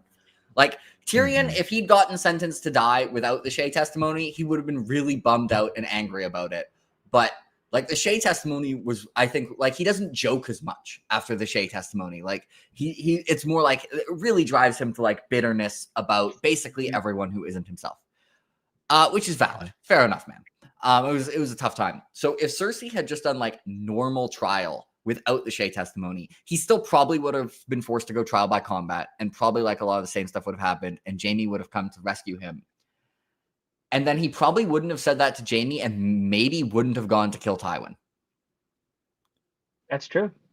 So Cersei is actually the one who killed Tywin. So once again, Cersei's planning having consequences that you just need to see if you believe someone is guilty, you shouldn't have to falsify evidence that much, Cersei. Come on, this is really why there are legal procedures, Cersei. Damn it! I'm really excited for you to read the Cersei chapters in Feast. Like I am also excited for me to read the Cersei chapters in Feast. So good. What do you think of the decision to have Sansa's reaction to the Red Wedding be in Tyrion's POV? Because I always found that to be just fascinating. Yeah, I think it's a really great decision that like most authors would not make. Because the natural inclination is to be like, we need to be in her pain because she's the one that this matters to. But the fact that we see it from Tyrion, and then Tyrion like has such a weird relationship with Sansa, where like Sansa trusts him more than the rest of his family, but like it's still the member of the family that killed her family and is like this adult that she's been married to. Like they're not close in any sense, but there's like the barest level of intimacy between the two of them, where he can see he can see her hurt just slightly, but we're still getting it at a distance, and then we don't get her point of view until after Joffrey's death, and just how impactful that then all of this stuff is for her. Like she gets so many whirlwinds of emotions. I just think it was masterful. Yeah, very gut wrenching too. Whenever he like comments on the fact that she is like, yes, they were traitors, they deserve to die, or something along those lines. I'm paraphrasing, obviously, but to see it from like Tyrion's, and not getting the Sansa inner monologue of being like, I don't want to say this, like, is just like, oh man, such a gut punch. It's the equivalent of like in TV shows. TV shows do this thing all the time that I hate, and it's just laziness almost every single time, which is where one character has really bad news to tell another character, and they have like a bad look on their face, and then they're like, what's going on? And then it cuts because the audience knows what the person's going to tell, but we don't see the person having to tell them or the person having to react to telling them, because they're like real that's just parentage in season 8. Yeah. And I'm just like, it's the same type of thought process, but George actually does it well, which is like, we can't see this pain to the same level, but instead of just like skipping it, he just filters it through a different POV. I want to mention a Sansa thing that I found like really heartbreaking. During books 2 and 3, she kind of has like her wall of, she just will answer any question, just like, yes, my traitor dad and my traitor brother. And it's like, obviously not like, even the people around know that that's not actually what she thinks. And when she gets rescued, I guess it's rescued by Littlefinger, and she starts going to the Vale, you can see that wall start to drop, and she answers questions like more honestly. And then in like the final chapter, when like Lysa is talking to her, like that comes back up, and she starts answering questions like in the same like kind of monotone, almost slightly over the top answer, like for what they want, in the exact same way. And it was really tough. That's like, we finally let Sansa like let her guard down in terms of having to answer these questions so dishonestly. And then like it got taken back away from her. George is mean. Yeah, very mean. And also when we leave Sansa after the purple wedding, Peter says, I'm going to take you home. Yeah. And on a first read, you're like, oh shit, she's going back to Winterfell. No, she isn't. No. Home asterisk. His dumb home. Yeah. We haven't talked about Arya once. Which is funny, because I actually think she has the most chapters in this book. They're great chapters. 13 Arya chapters. So Arya chapters were really good. Especially I'm just a sucker for the Riverlands, like in the whole series. Like I just think everything in the Riverlands is just super strong.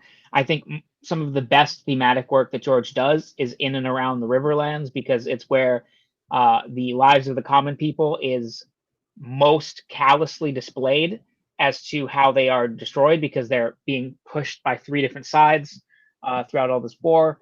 Obviously, people in King's Landing aren't treated well either, but we see it more in the Riverlands through mostly POVs like Arya. And like, Brienne and Jaime and stuff. But Arya, I think, is the main conduit for the first 2 sections of that series. And just like seeing the Brotherhood and how they have to go through all this stuff, and you get like, the stuff with Vargo Hoat and all these people. Man, just absolute great stuff. You know what I really like a lot of this novel is how much characters almost run into each other. Instead of like, it's kind of a thing for fiction where it's like 2 people are in vaguely, like it'd be the equivalent of like 2 people in British Columbia. Obviously, they're going to run into each other like they're walking around. The amount of times like Arya, like Jaime and Brienne stop at that like inn off the boat, and then Arya ends up at the same place. Like they could have just chilled. I mean, obviously people would have ran into them, so it would have been Jon and Bran. Yeah, Jon and Bran come so close to running into each obviously other. Arya at the Red Wedding, almost reuniting with her family. Yeah. There's a bunch of hope. That's the hope spot I talked about. Oh God. Yeah. Brutal. Just brutal. And then he gives you the death fake out where you don't get an Arya chapter for a while after like the axe caught her in the back of the head. And before that, it's like running like the way, like faster than she'd ever run, like the way Micah run. Like, George, you got me already. Like this is like, this has to go against some kind of law for like unnecessary cruelty. Like, it's also like good, like because like she does run into Sandor. Like, there are people that run into each other, and that creates the false hope right before. Like, if nobody ever ran into each other, when Jon and Bran are right near each other, there's not going to be the hope. Oh, are they going to meet? Are they going to see? Are Sam and John, Sam and Bran meet? Like, sometimes characters do just have that random connection. And then so you're like, oh, Arya is going to meet her family. And then it's like, nope. Maybe one of she's George's best skills is managing how stressed the reader is and being like aware of it. Like he's very good at like knowing how stressed I am about things. And it's like, you can tell sometimes like, people will have things like, oh, I'm supposed to be really worried right now. And I'm not. But when George thinks I'm really worried, I'm fucking nervous, man. I am going to drop. Yeah, I'm gonna go get some food. But yeah, thank you for inviting me. I love this. We should talk more of Song of Ice and Fire. I'm always down. This is wonderful. Okay. Yeah, we'll bring you back. I specifically was waiting to have you on this one because the first two was a lot more like me being like, but how much did I like it? And I know you don't care. But this one was just like, isn't this part of Storm really cool? And I know you don't care. So talk about the prophecies. You guys Jimmy has golfing to do. He doesn't have time. We were actually gonna just talk about whether or not you like something, This is actually the first time we've talked since you started golfing, like in voice. So I'm surprised that'll have to come up more. We could have just trolled Kyle and talked about golf the entire time, but alas. That would have been funny. Yeah. That would have been awful for me and the audience. Yes. The hybrid is the Balon Swann of the golf bag. Everyone deserves to have a 3 hybrid in their bag that they refer to as Old Trusty. Yeah. Low, tight cut. All right. Bye. All right. Bye, Jimmy. Have a good dinner, Jimmy. Thank you. Okay. Where were we? I don't remember. Arya, stress, the Riverlands. What I was saying about the Red Wedding is like, I've definitely said this before, but it bears repeating, which is that one of the reasons the Red Wedding is so effective. So when they did it in the TV show, they decided to make it more brutal. They needed Talisa to be pregnant and there so they could stab her in her deflating belly. And that is technically a very upsetting thing to see. Like, I understand, like, that's a thing you see and you're very upset about. But George did it not as just destructive mentally for all of us, which is that he, over the last like 2 chapters before, maybe 3, he starts introducing these like minor characters that love Robb. And they don't get that much time. That you just see them through Catelyn's perspective. Oh, Daisy Mormont is really, attaching herself to Robb. You have Small John. Small John, we already connect because Great John has been around for a while. And these people are just like really loyal to Robb. And then before we get to the Robb stuff, these people just start randomly getting killed. And it's like, they're not important enough characters to really matter, but we've sparked positive associations with these minor characters. And now we're like, oh my God, Daisy Mormont. Oh my God, Small John. And then, then you get to Robb and then you get to Catelyn. And it's like, it's this building mount of dread that you just see, and like everything leading up to it, it's like, okay, well, like the Freys are acting weird. They can't find Lothar, the good Freys are just gone. All this stuff is weird. And then when we actually get to the violence, we're already like so stressed. And that is just why George is the master at this kind of stuff. And then Arya gets hit in the back of the head with an axe, by the way. Yeah. And then I don't think most people are shocked by it. I don't think most people think Arya dies there, but some people definitely do. I definitely did when I read it, because there's also then a gap before you get the next Arya chapter. Like it's, you get chapter 53 is Arya 11, and then the next Arya chapter is chapter 66. Like 13 15-year-old Jake was a big old dum-dum. I don't know what to tell you. I never thought, like, it just seemed like it was going to be maximum. I don't know. I'm sure there's lots of people, but I don't see very many people when they react to the book think Arya's dead. I distinctly remember that because I was just like, I liked Arya more than I still like Arya more than I like Catelyn. I like both, but Arya is like kind of like the person I feel like most cheering to get a reunion, Yes, definitely. Well, Arya has the one of the most heartbreaking lines in the series, which like whenever I mention it to people, they're just like, I don't remember that line. And I'm like, you guys are dead inside. She's just like, it must like it was in one of the Riverland chapters. It's in Storm. I can't remember exactly where it is, but it's just a line being like, it must be nice to have a home. And it always breaks my heart because she just looks like 8-year-old girl, just scared in the forest. And she just is like, man, I don't even remember what a home sounds like, it feels like. And I'm just like, man, just bums me out. It's kind of like if you could just like, Deus Ex Machina, a happy ending for someone during this book, like you might have like, just, be like, okay, someone go rescue Arya from the Riverlands here. Like, this is crazy.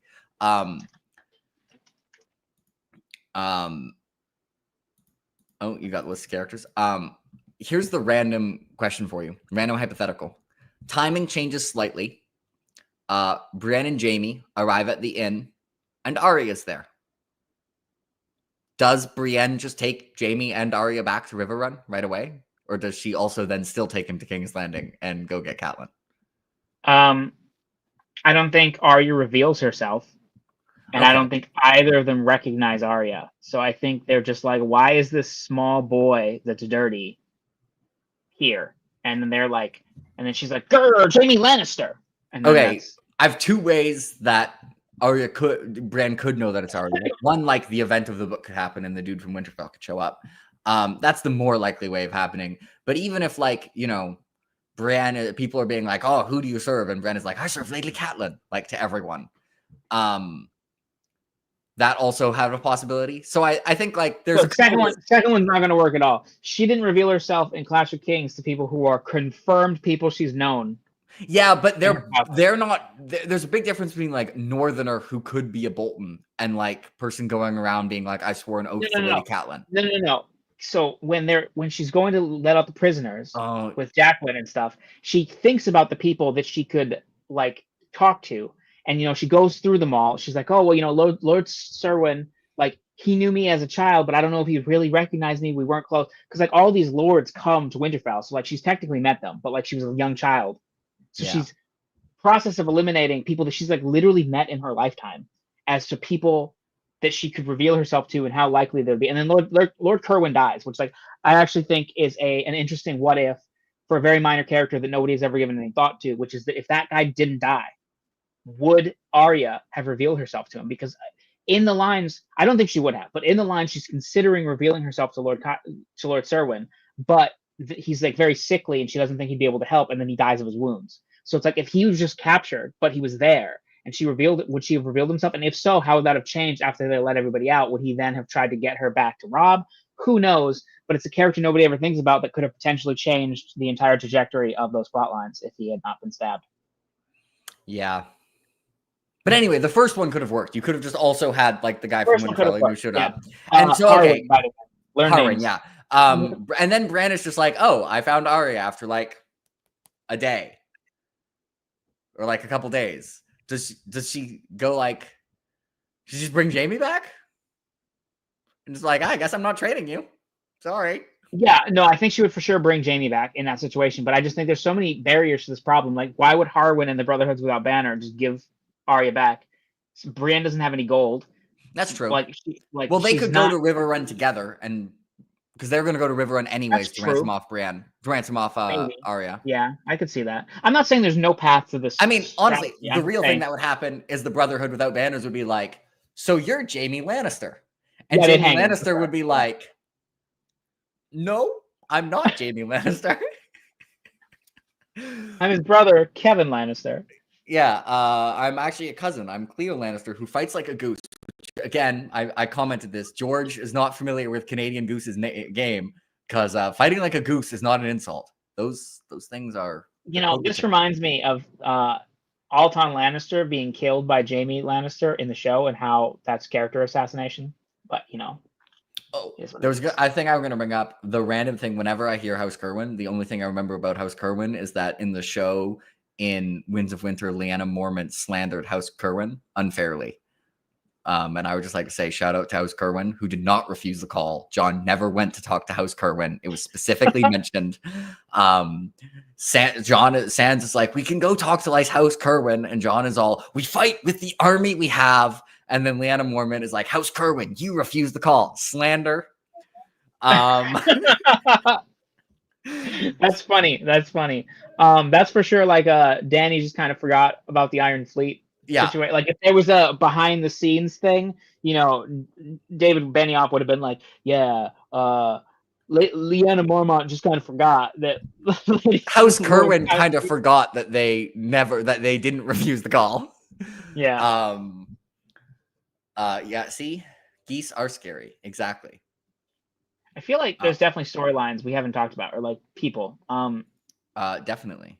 I mean, the problem is there's so Davos. many things. Davos, who remember when I was like, Davos is my second favorite POV in this book? No, it's Tyrion. I forgot how much of a slammer the second half of Tyrion is. I mean, in general, I forgot Davos doesn't have enough chapters to be like my top, but he's great consistently. But they're all bangers. Every Davos chapter in the series is a banger. Like I think he's consistently very good, but he doesn't get enough chapters to be like in Dance he has 3 chapters. Yeah, but him learning to read was awesome. I mean, just every Davos chapter was so good. The first one where like he's stuck on the island, poor guy. I love like the examination of loyalty throughout the series is just so great all the time. It's one of the best things about the series. But I love in the Davos chapter when the people come and they're like, "Which king do you serve?" And he just has to be like, "What do I do here?" And he's like, "For better or worse, I'm a Stannis man." And he's like, "I serve Stannis." And it's like that is such a hard decision to make in that moment that I like. People bypass that moment all the time. I think that is a really good indication of who Davos is and what he stands for, because in that moment the likelihood it's a Stannis ship and like he's probably going to be thrown in prison or executed if he answers wrong, and he's like, it is what it is, ride or die, Stannis is my king. And I'm just like, man, what a guy. He truly is ride or die. You like, is anyone more ride or die? Yes. Who's not directly related. Is maybe more people are more ride or die with Dany. There's some ride or die. Grey Worm is definitely ride or die. Yeah, Grey Worm is very ride or die. I had a joke that I'm not going to make because it's R-rated, so I'm going to move right past that. What was I thinking? There was somebody I just had in my brain. You know what? Adam Marbrand is also very ride or die. I feel like that man. By the way, your profile picture doesn't align with your name. That's not Davos. Oh, maybe he's gonna be like, I actually have a theory that Mance Rayder is Davos. Someone thinks that. Mance Rayder is also dad in the show, so that's a bad profile picture to choose. Julius Caesar, that's who it is. What?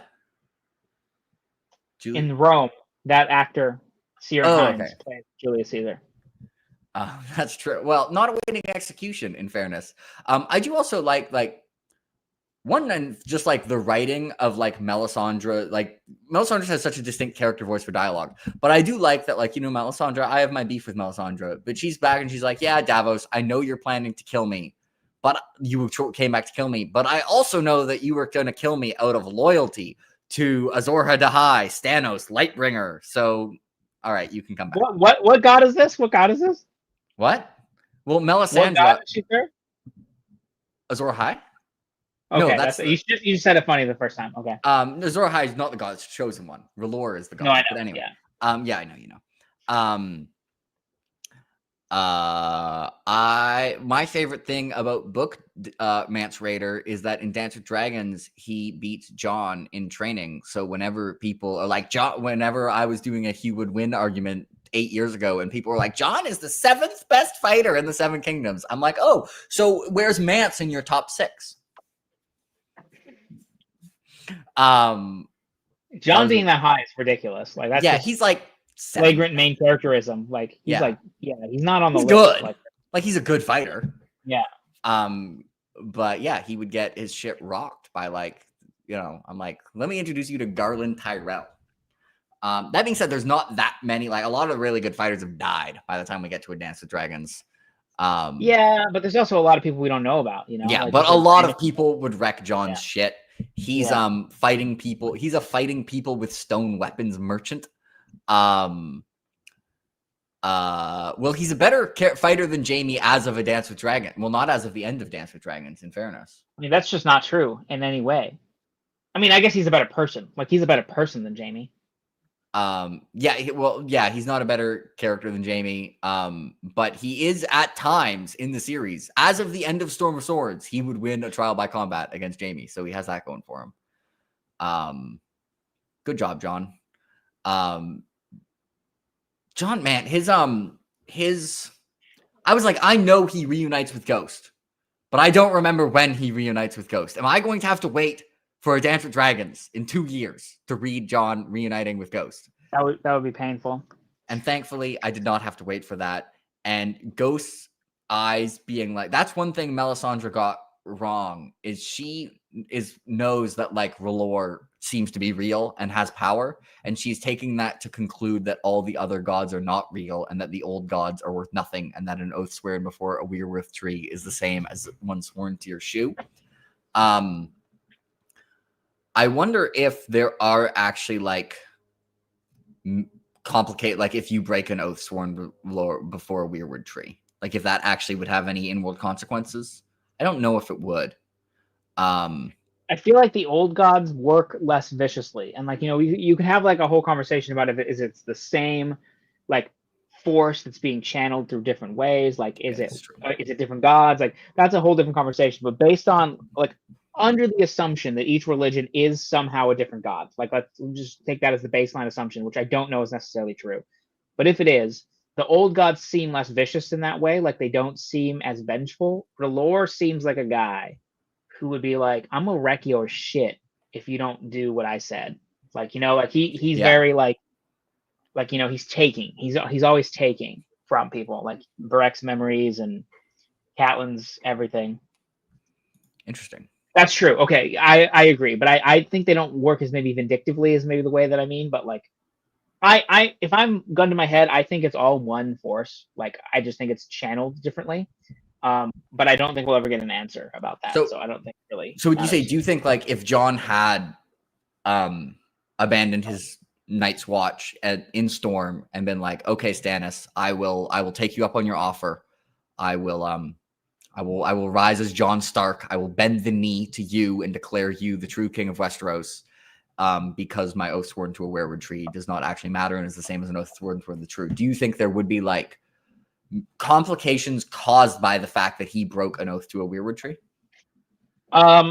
So my heart answer is no. I don't think there would be consequences. However, I think if that was to be the route that George went down, a bunch of shit would go wrong because it's Westeros, and there would be a lot of ambiguity as to whether or not it was because of the old gods. The random descriptive detail of Ghost's eyes being red, but like the red of a weirwood tree leaf, by the way, when he came back, so good. Yeah. Oh. I had a thought and I lost it, which seems to be like an indication that I don't have more to say about the gods. But I will say that I really hope whatever R'hllor's thing is, that he gets beaten into the figurative or literal dirt. I mean, I don't think it'll ever be literal. I don't think there'll be a character named R'hllor, but I hate all that shit, and I hope that, you know. Yeah, he seems like R'hllor seems like kind of a dick. I think I can confirm that. Okay, let's see. Who have we talked about the least? We have talked about a lot of people. I guess we haven't actually talked about Catelyn's chapters before she gets like. Oh, I was going to talk about the epilogue, and the contrast of like the Brotherhood without banners are obviously like, you know, technically outlaws and directly outlaws. I was going to say. Yeah, there's actually no technically. That technically is, you can scrub that out. But they're also kind of like following the rules of like they're ransoming people. And I really like that you see the consequences of the Red Wedding in the epilogue, where they're just kind of like, oh, we're not following the rules anymore. Like, oh, that's how you want to play this. Yeah. Okay. Oh, you want hardball. You don't want rules of engagement. We can do no rules of engagement. I remembered what I was going to say about gods and oaths, which is just that like a lot of people think because, you know, the Freys did the Red Wedding, like in world, a lot of people think that they were cursed because they did that. And I just think like if you're shitty, people kill you. Like, you know what I mean? Like it's perfectly reasonable to think that they were cursed, but I also think it's personally reasonable that people hate the fucking Freys and they hate a thing that they did. And then it's just like, you know what we'll do? We'll bake them into some pies. You know what we'll do? We'll ransom them, but actually, let's just hang this guy. Like, I just think it's individual consequences. But I think in the story, very much people think that the Freys broke guest right and therefore are cursed, which is like a perfectly reasonable thing for them to think. But yeah, the epilogue showing how the Brotherhood of Banners immediately changes after the Red Wedding is so good. I also like that it's Merit, because I think people think that it's just like a random Frey. But I think it being Merit is actually intentional and really good because he is in the exact medium level of Frey in terms of culpability. He's not one of the Freys that people say were good. He wasn't like actively helping Robb. There's no ambiguity in like, if it's one of the Freys that really liked him, like a squire or something like that. But it's also not like Lothar or Black Walder, who were like actively doing the Red Wedding. Merritt Frey is the exact middle of these, where he is in the family. He's kind of like not liked by the family. He's basically one of the useless Freys, and he didn't really participate. His job was to get the Great John drunk. That's a hard thing to say, and he fails at actually out drinking him. Like he gets drunk first because the Great John is a giant, and Frankly, so he doesn't really. Task. Yeah, for sure. And so he just like fails at this like one rather benign task, but he is unequivocally guilty. Like he did help plan the Red Wedding. And I think that's a really good way of showing just like how they're not interested in the grays. They are not thinking about, well, how much did you help? How much didn't you help? You're a Frey and you're guilty. And so I thought that was a really nice way of showing that without like anybody coming out and saying it. It's just like, showing, not telling that the Brotherhood has really slid. That is a good point that I did not think about, like how deliberate of a choice of a Frey it was. It is like that actually, like he was given a pretty mundane task, but pretty hard task. Like it's actually like probably a lot easier to shoot someone with a crossbow than it is to outdrink Great John Umber by like a pretty substantial margin. But he was supposed to be the best at being an alcoholic of all the Freys. Shagga, son of Dolph, is not in Storm of Swords, Thornell. So we didn't forget to talk about him. That's true. I remember while I was reading that, it never really thought about like the fact that if the entire plot of the books didn't happen, there would definitely be a massive Frey civil war as soon as Sir Walder died. There actually wouldn't be. Because Stevron Frey had been groomed to be the heir for like 40 or 50 years. He was in his 50s, so for 50 years. And Walder, they say this in I think Feast, so that's why you don't remember this, because they talk about it later.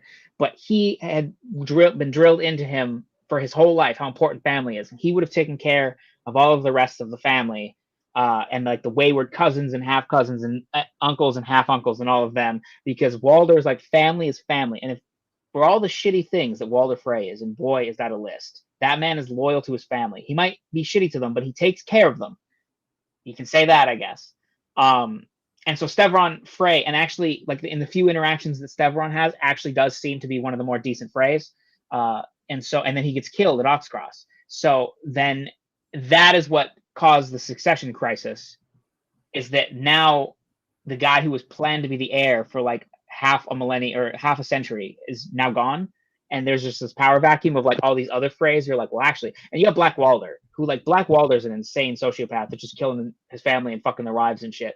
So like he saw his chance. But in the regular realm of things, if there was no war, Stevron Frey would have just become the heir, and then presumably would have taught his kids the same thing. There would have been a war at some point. Like that, I'm probably going to have. How many kids does Walder have? Who the hell knows? You might know. Oh, kids? Yeah, like literal children. Okay. This is a very, very good trivia question. Okay, if I had time and we weren't on a live, I could just probably list them all. But as a okay, so Rosalind is I think the 9th kid. She's with the 4th. Okay, Frey lineage here on the spot. Okay, so Kerwin and Rosalind and the other Frey, and then the one that's a Septon that isn't around, they are all from the Rosby, or not the Rosby, they all have the same mom. There's one mom that is like taught these kids decency, and that's the 4th wife. So there's 7 wives. I'm gonna guess he has 16 children, and then I'm immediately gonna go check my answer. Okay. The point is, in the long run, the strategy of I'll just have 16 children and they'll all each have a bunch of children, and some of them will have children and all live to the age of 92. Like, eventually the succession is getting fucked up. Like, there's just too many possibilities of someone being like, hey, I could move up the line of succession for House Frey. So even if heir number 1 keeps it together, that just shifts the problem down one generation. He could die soon. He's got to be old at this point too. I mean, this is the problem like Jaehaerys had. He had 13 kids, but then like a bunch of them died or couldn't be the heir. And he ended up having too many family members. And it was Lady Bethany Rosby. I almost said Bethany Rosby, but I stopped. It's his sixth wife, though. Sir Perwyn, Sir Benfried, Maester Williman, not a Septon, I was wrong there. And then Oliver, which is the squire, and Rosalind. Those are all the good kids. So he had 8 wives, but the 8th wife doesn't have any kids, so it's almost right. And I would have to actually just count how many kids. So you know what? I'm interested, so I'm going to do this. You can keep talking. I'm listening to you. This is a funny comment from Ben. I actually just want to know if Kyle will get this reference because he's like the least sports fan person of all time. Do you know who this is? I have no idea. Okay, that is, by the way, if I did not know someone as relatively famous in something other than sports, I want you to know that you would mock me for not knowing who that person was. And you would be like, it's crazy that you don't know who. He would be like, it's crazy that you don't know who musician that's equally famous as Roger Federer is. Which of the Mad King's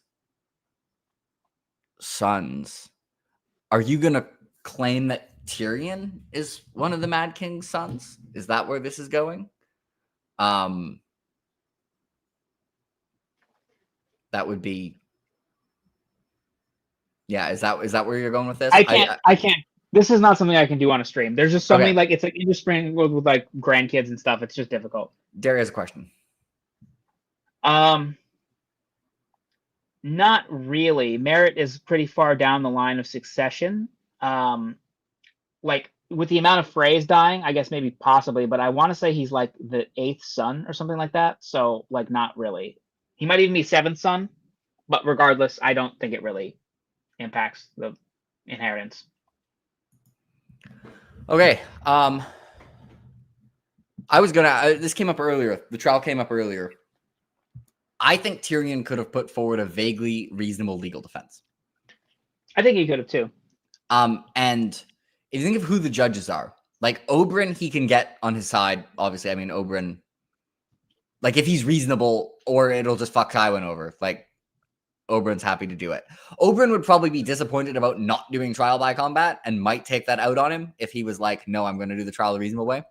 Mace Tyrell was obviously quite biased against him at first, but if one of the witnesses as like I don't think this accusation, because the accusation against him like would not survive obviously a good legal system because it doesn't make any sense. Like his actions just don't fit someone who is planning on poisoning Joffrey. Like he didn't do anything to arrange an opportunity to poison Joffrey. He kind of just fell into it. He wasn't like at all stressed the day of poisoning Joffrey. So he just kind of like doesn't make a lot of sense. And also like, obviously if he did it the way he was, it's very obvious that Cersei would blame him. So I think with like, if he brings up like Garland Tyrell and then just like specific people who were witnesses to add context to previous witnesses against him. Like specifically there's one where it's like Meryn Trant is talking about how he threatened Joffrey and he could like, someone else was there who he could bring up and get asked about the context of that. And they could be like, well, Joffrey was having Meryn Trant beating his wife who was like a teenager. So that was pretty bad. And that's why he kind of threatened him to stop that. So unfortunately, Tyrion is right in that he was really on trial for being a dwarf. Yes. And you can't legal your way out. Like I agree with you. Like in terms of like if we just took that course. I mean, really the person he has to convince is not Tywin. He has to convince Mace Tyrell. Because 2 out of 3 will get him out. That's true. And I think Mace Tyrell is vaguely convincible, especially given we know Garland likes Tyrion. Yeah. Like, so I think if Saul Goodman existed in A Song of Ice and Fire and Tyrion hired him, I think Saul would have to quickly adapt to the legal system, but then would actually, with the more loosey-goosey legal rules, might actually be even better. And I think Saul Goodman would convince Mace Tyrell that Tyrion didn't do it. You've heard it here first, folks. Kyle and Jake agree that Saul Goodman would have gotten Tyrion off. No one would have convinced Cersei. Cersei would have even if like they got pretty definitive reasoning against it, like and put a very strong case. Cersei could get like a video, like somebody could show Cersei a video, and she'll be like, I don't know what a video is. This is some sort of weird crap that I've never seen before, but this is for sure doctored. Like, we could show up and we could be like, so Cersei, there's this really weird multiverse thing. In our world, your world is a book series. Here's the events from Tyrion's perspective. And she'd be like, no, he did it. He gaslit himself into thinking he didn't do it. Ben really wants to know where this book is on your favorites, and so do I. So I think we've had the people that is a fair question. So, would you like the one book per author version, or there's a bunch of Robin Hobb books that get in the way version? Well, first, when you did your overall series, or overall favorite books, it was 22, right? What was it before? It was 20. I think it was 24. 24. Okay. Yeah. And that's with like Robin Hobb books in the way. That's with like of the 24 books ahead of it. I can tell you exactly how many were Robin Hobb books. But it's about half. Okay. So I want to know what it is, one book per author, and then you can tell me where it ranks overall. Okay. So one book per author. One is Assassin's Fate. The fact that we're counting from one is a good sign. Two is Lord of Emperors. They were never worried. They were like, they were feeling pretty secure. Three is Words of Radiance. Which I called in the Discord, by the way. Yeah, Words of Radiance got a little scared at the end, and 4 is A Storm of Swords. Wow. So that's... Fuck yeah, let's go. That's actually higher than I was expecting, because I think in my heart, like in my head, I think you're an intelligent man that has good taste, but in my heart, I think you're dumb. So it's like it's really nice to know that you're slightly less dumb before. So yeah, I can tell you, I can show you, we can just, I go through the list of normal. I have it in between the Gathering Storm and the Mad Ship. That is where I have it on the list. The Gathering Storm being higher is dumb, but I'll take it. Like, I understand. No, it's above the Gathering Storm and below the Mad Ship. Yeah. Oh, okay. I see. I got you mixed up there. Okay. Yeah, that's fair. Or I would have mentioned, I consider the Gathering Storm by a different author than Words of Radiance, because there's also some in there. I mean, I feel like he wrote almost all of the Gathering Storm, so I feel like it's Sanderson, but I understand what you mean. Yeah.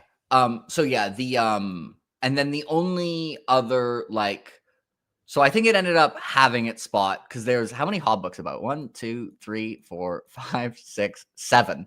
So it's got 7 Hobb books ahead of it, and then it's got Lord of Emperors, A Brightness Long Ago, and a very weird The Emperor's Soul. Which puts it 12, I think.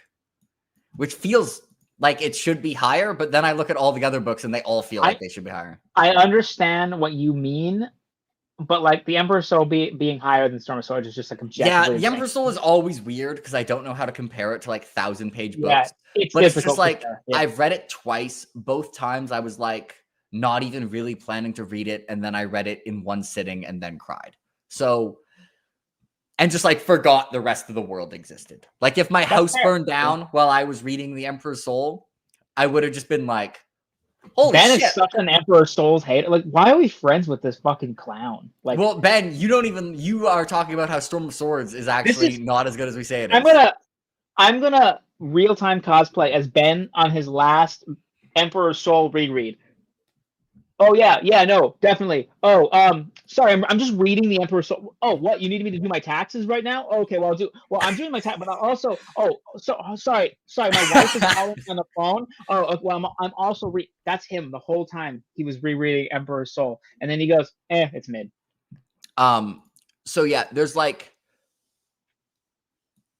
there's a possibility some books above it move down. But most of, I'm pretty sure I like the Hobb books I have above it, Brightness Long Ago and Lord of Emperors more.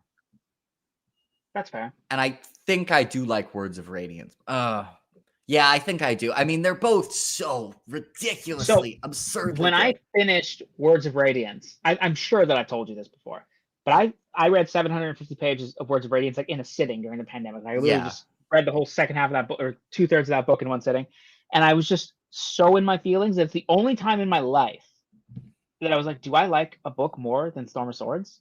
I'm like, this might be my new favorite book of all time. And then I slept on it for like 5 days, and I was like, no, it's clearly still Storm of Swords. But there was a brief period of time where I'm like, maybe I like this book more than Storm of Swords. Yeah, you just had changes a little too high. which in fairness, changes isn't actually, well, it depends if you count a Gathering Storm. If you don't, then the one per author 5 is the Gathering Storm. If you're like, no, the Gathering Storm, Sanderson wrote that, then I think 5 is Speaking Bones, and then 6 is changes. Yeah.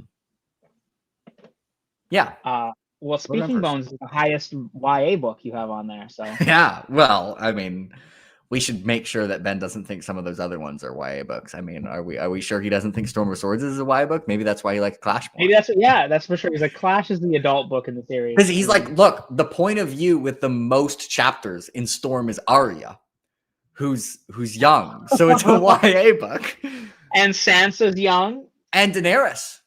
You know, I think we've got his argument. I actually think maybe more than 50% of the book. I feel like we should explain this to people because this is actually we've let this go on too long. Our friend Ben in the comments is an insane man who thinks that Dandelion Dynasty is kind of YA.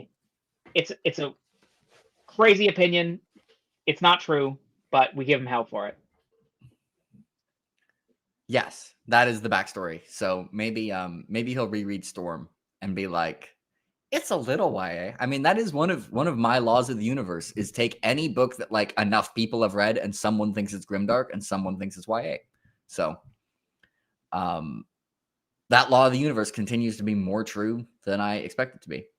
You know, one thing we didn't discuss is the prologue of the book, which people are for some reason a hater on the prologue of Storm. Now, over time, I've come to see the correct opinion, which is that the prologue of Clash of Kings is clearly the best prologue. Like I've come around on this opinion. When I reread it last time, I'm like, this is actually like one of the most baller things that's ever happened. I'm all for it. But I feel like people are just haters on the Storm of Swords prologue because it's Chet, and Chet is a monster, and he's the worst.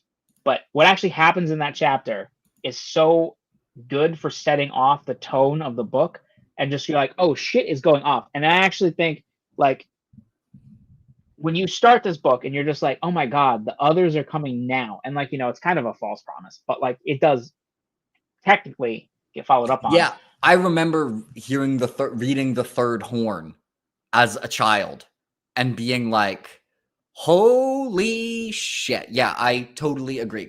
I agree that Clash prologue is even better, but the Storm prologue still slammed. So I think Clash is a better prologue and like short story and like does more in the prologue to make it better. And Crescent is an infinitely better person to follow.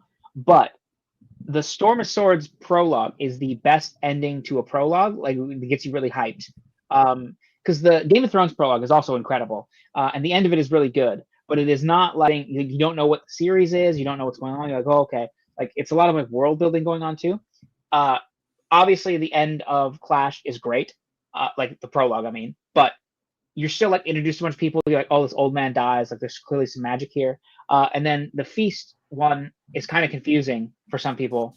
And then the dance one is just like pretty cool, but not on the same level. But the Storm one is like, let's go. We are starting this book off. People be dying. Yeah, so Ben, I was gonna read stuff from it, but basically it's Chet, really shitty Night's Watch guy. He's like planning to kill Sam and they're gonna run away, and he shows up and the horns start blowing, and you know the first horn blows and it's like, oh, Raiders are turning, like the timing's kind of bad, we're trying to arrange stuff, and it's like, oh shit, wildlings, and then the third horn blows and it's like, and he keys himself. Yes, he does. I actually, this is something I forgot to mention as something that the show slightly de-emphasizes how much the like whites are how like the show actually I think accidentally makes the whites feel less dangerous in season 3 and 4 than they do in Storm of Swords for like only a couple things that they change. One is just like not having the prologue and not actually showing the aftermath of like the slaughter at the Fist of the First Men, where you don't see that like they attacked the Night's Watch and killed a bunch of people. You had Sam writing the letters. Oh, so good. It also then has instead it shows like the Sam scene where it's like trying to be cinematic and just has like the White Walker walking past Sam, which is kind of like, why is he not stabbing him? Yeah, that didn't make any sense. And in the books, it's just like, yeah, if you're standing in front of whites, they're gonna stab you. It makes it like the whites feel like more of a concrete threat in a Storm of Swords than they do in season 3 and season 4. And And then the last reason is a change in a single line of dialogue, which is, and near the end when Mance is like, our losses have been high, like my people have bled enough. He specifies that like the losses did not come from like, I do not mean like the losses from like trying to take the wall. Like you killed a few hundred people, and that the Whites and the White Walkers are attacking the Wildling army like every single night while they're trying to take the wall, which is why like he's in such a rush to do it. So anyway, I just wanted to note that in the show, they're kind of like, they feel like still a little bit more of a theoretical threat compared to in this book. It's like, yeah, if you go outside beyond the wall at night, they will kill you. If they will try and find you and kill you for sure. Yeah. I mean, I think the show mishandles this entire element, except like, I think the design of them is cool. Like I'll say that, like, I think it's an iconic look for them. But in terms of how they actually handle the entire story across 8 seasons, I just, I'm pretty out on all of it, except Hardhome, which is fucking incredible. I love Hardhome. Sometimes I just go through and watch that like 25-minute sequence. I actually literally watched that yesterday. I just watched a Hardhome section on YouTube. It's one of the rare like bits of like, oh, that's a slammer and it's not in the book. Mitch, Lord Giles barely coughs in this book. That man be coughing up a storm in Feast. 21% of that book is Lord Giles coughing. Would you say Mitch not knowing this makes him a fake fan? No, I'm kidding.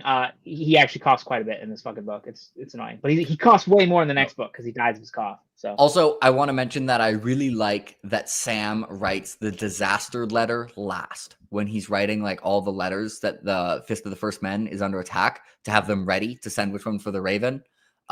Even though like logically you actually want to write the disaster letter first, because then if disaster happens, you have, and like that's the most one where you most like abruptly have to do it. But it's just like, writing it down makes the possibility concrete. And minor character detail that I would just like to mention. Yeah, I agree. I have to get going though. Fair enough. I would like to make myself dinner. Yeah, I'm also quite hungry. I wasn't Jimmy levels of hungry, but I have not eaten supper either. So, but this was really fun. I'm always down to talk Storm of Swords, and you know, I love, this is my favorite book of all time. I love talking about this book. I could talk about it for another 2 hours. However, I'm more excited for the next live because you're gonna realize how fucking great Feast of Crows is. That definitely has the most potential for like most improvement.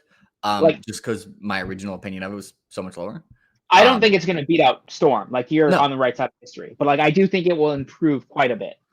I'm not going to like Feast more than Storm. I will tell you that. Yes. I mean, now it's a crazy thing to do. Even Bookborn, who does because she's crazy, even she's like, I actually agree that Storm of Swords is the better book. It just happens to be that I like Feast more, and I'm like, I will half take your crazy opinion. Yeah, but I'll try and close out on this. That if I was one of the people given the task of making like the top 100 fantasy novels of like the last 100 years, and I wasn't basing it on my own opinion, I was trying to pick like some combination of influence, impact, quality, fan reception, critical reception, that I think the only book by that criteria you could have above Storm of Swords in the last 100 years is The Lord of the Rings. Yes. Yeah. And that on all those lists, it should be 1 or 2. Yeah, Storm slams. Feast is going to be fun because I'll like it a lot more. But you didn't even mention on here that you've already read A Night of the Seven Kingdoms. I read A Night of the Seven Kingdoms right after. It was really good. I thought it was a reread. I'd actually only read The Hedge Knight and had not read Sworn Sword or The Mystery Knight. Dunk's a really good main character. George can write lawful good main characters. I definitely would like to know how he becomes who he is, and I want more because I know he ends up being like one of the GOAT. I'm not sure, but I know where he ends up. Lord Commander. Yeah, and being like the GOAT Lord Commander of the Kingsguard, probably. Ben, you can't talk about this. Go finish this collection. 100 pages. Hey, I'd only read Hedge Knight, and I apparently didn't read the next 2 and thought I did. Anyway, but I was actually reading them for the first time, which was really fun. So I got to read A Song of Ice and Fire content for the first time, which I didn't actually know I had the option to do. So that's cool. I mean, it hasn't been that long since you read Fire and Blood the first time. No, it was only something like that. I feel like I knew you when you read it for the first time. Like I'm almost positive. Oh yeah, you did. For Fire and Blood, really good, by the way, for the people who are still mad that it isn't Winds and haven't read it. Yeah, You crazy should go take. read it. So do you think you're going to read Feast still this year? Is that the I goal? think I'm going to read Feast this year. I want to finish for Kosogen. I need to read Fury of the Gods that I'm reading now because I stalled it for too long. I want to read Isles of the Emberdark. And then, so Feast is definitely behind those on the TBR. And then after that, it's going to either be like, I want to read more Tchaikovsky, Feast, some more Delint. That's kind of what it'll be in that group. Gotcha. And I'm definitely like, the gap is going to be much smaller than the gap between the last couple, which I think I said after Clap, but I'm actually not lying this time. Like, each time I go pick up a book, for like the next few books, there's a 0% chance that book I pick up is Feast. Nice. Well, all right, we're ending because he's bad at ending. Yes. Thank you Bye, for coming everybody. on, Kyle. Thank you for coming on chat. I am clicking Thanks for end having me. stream.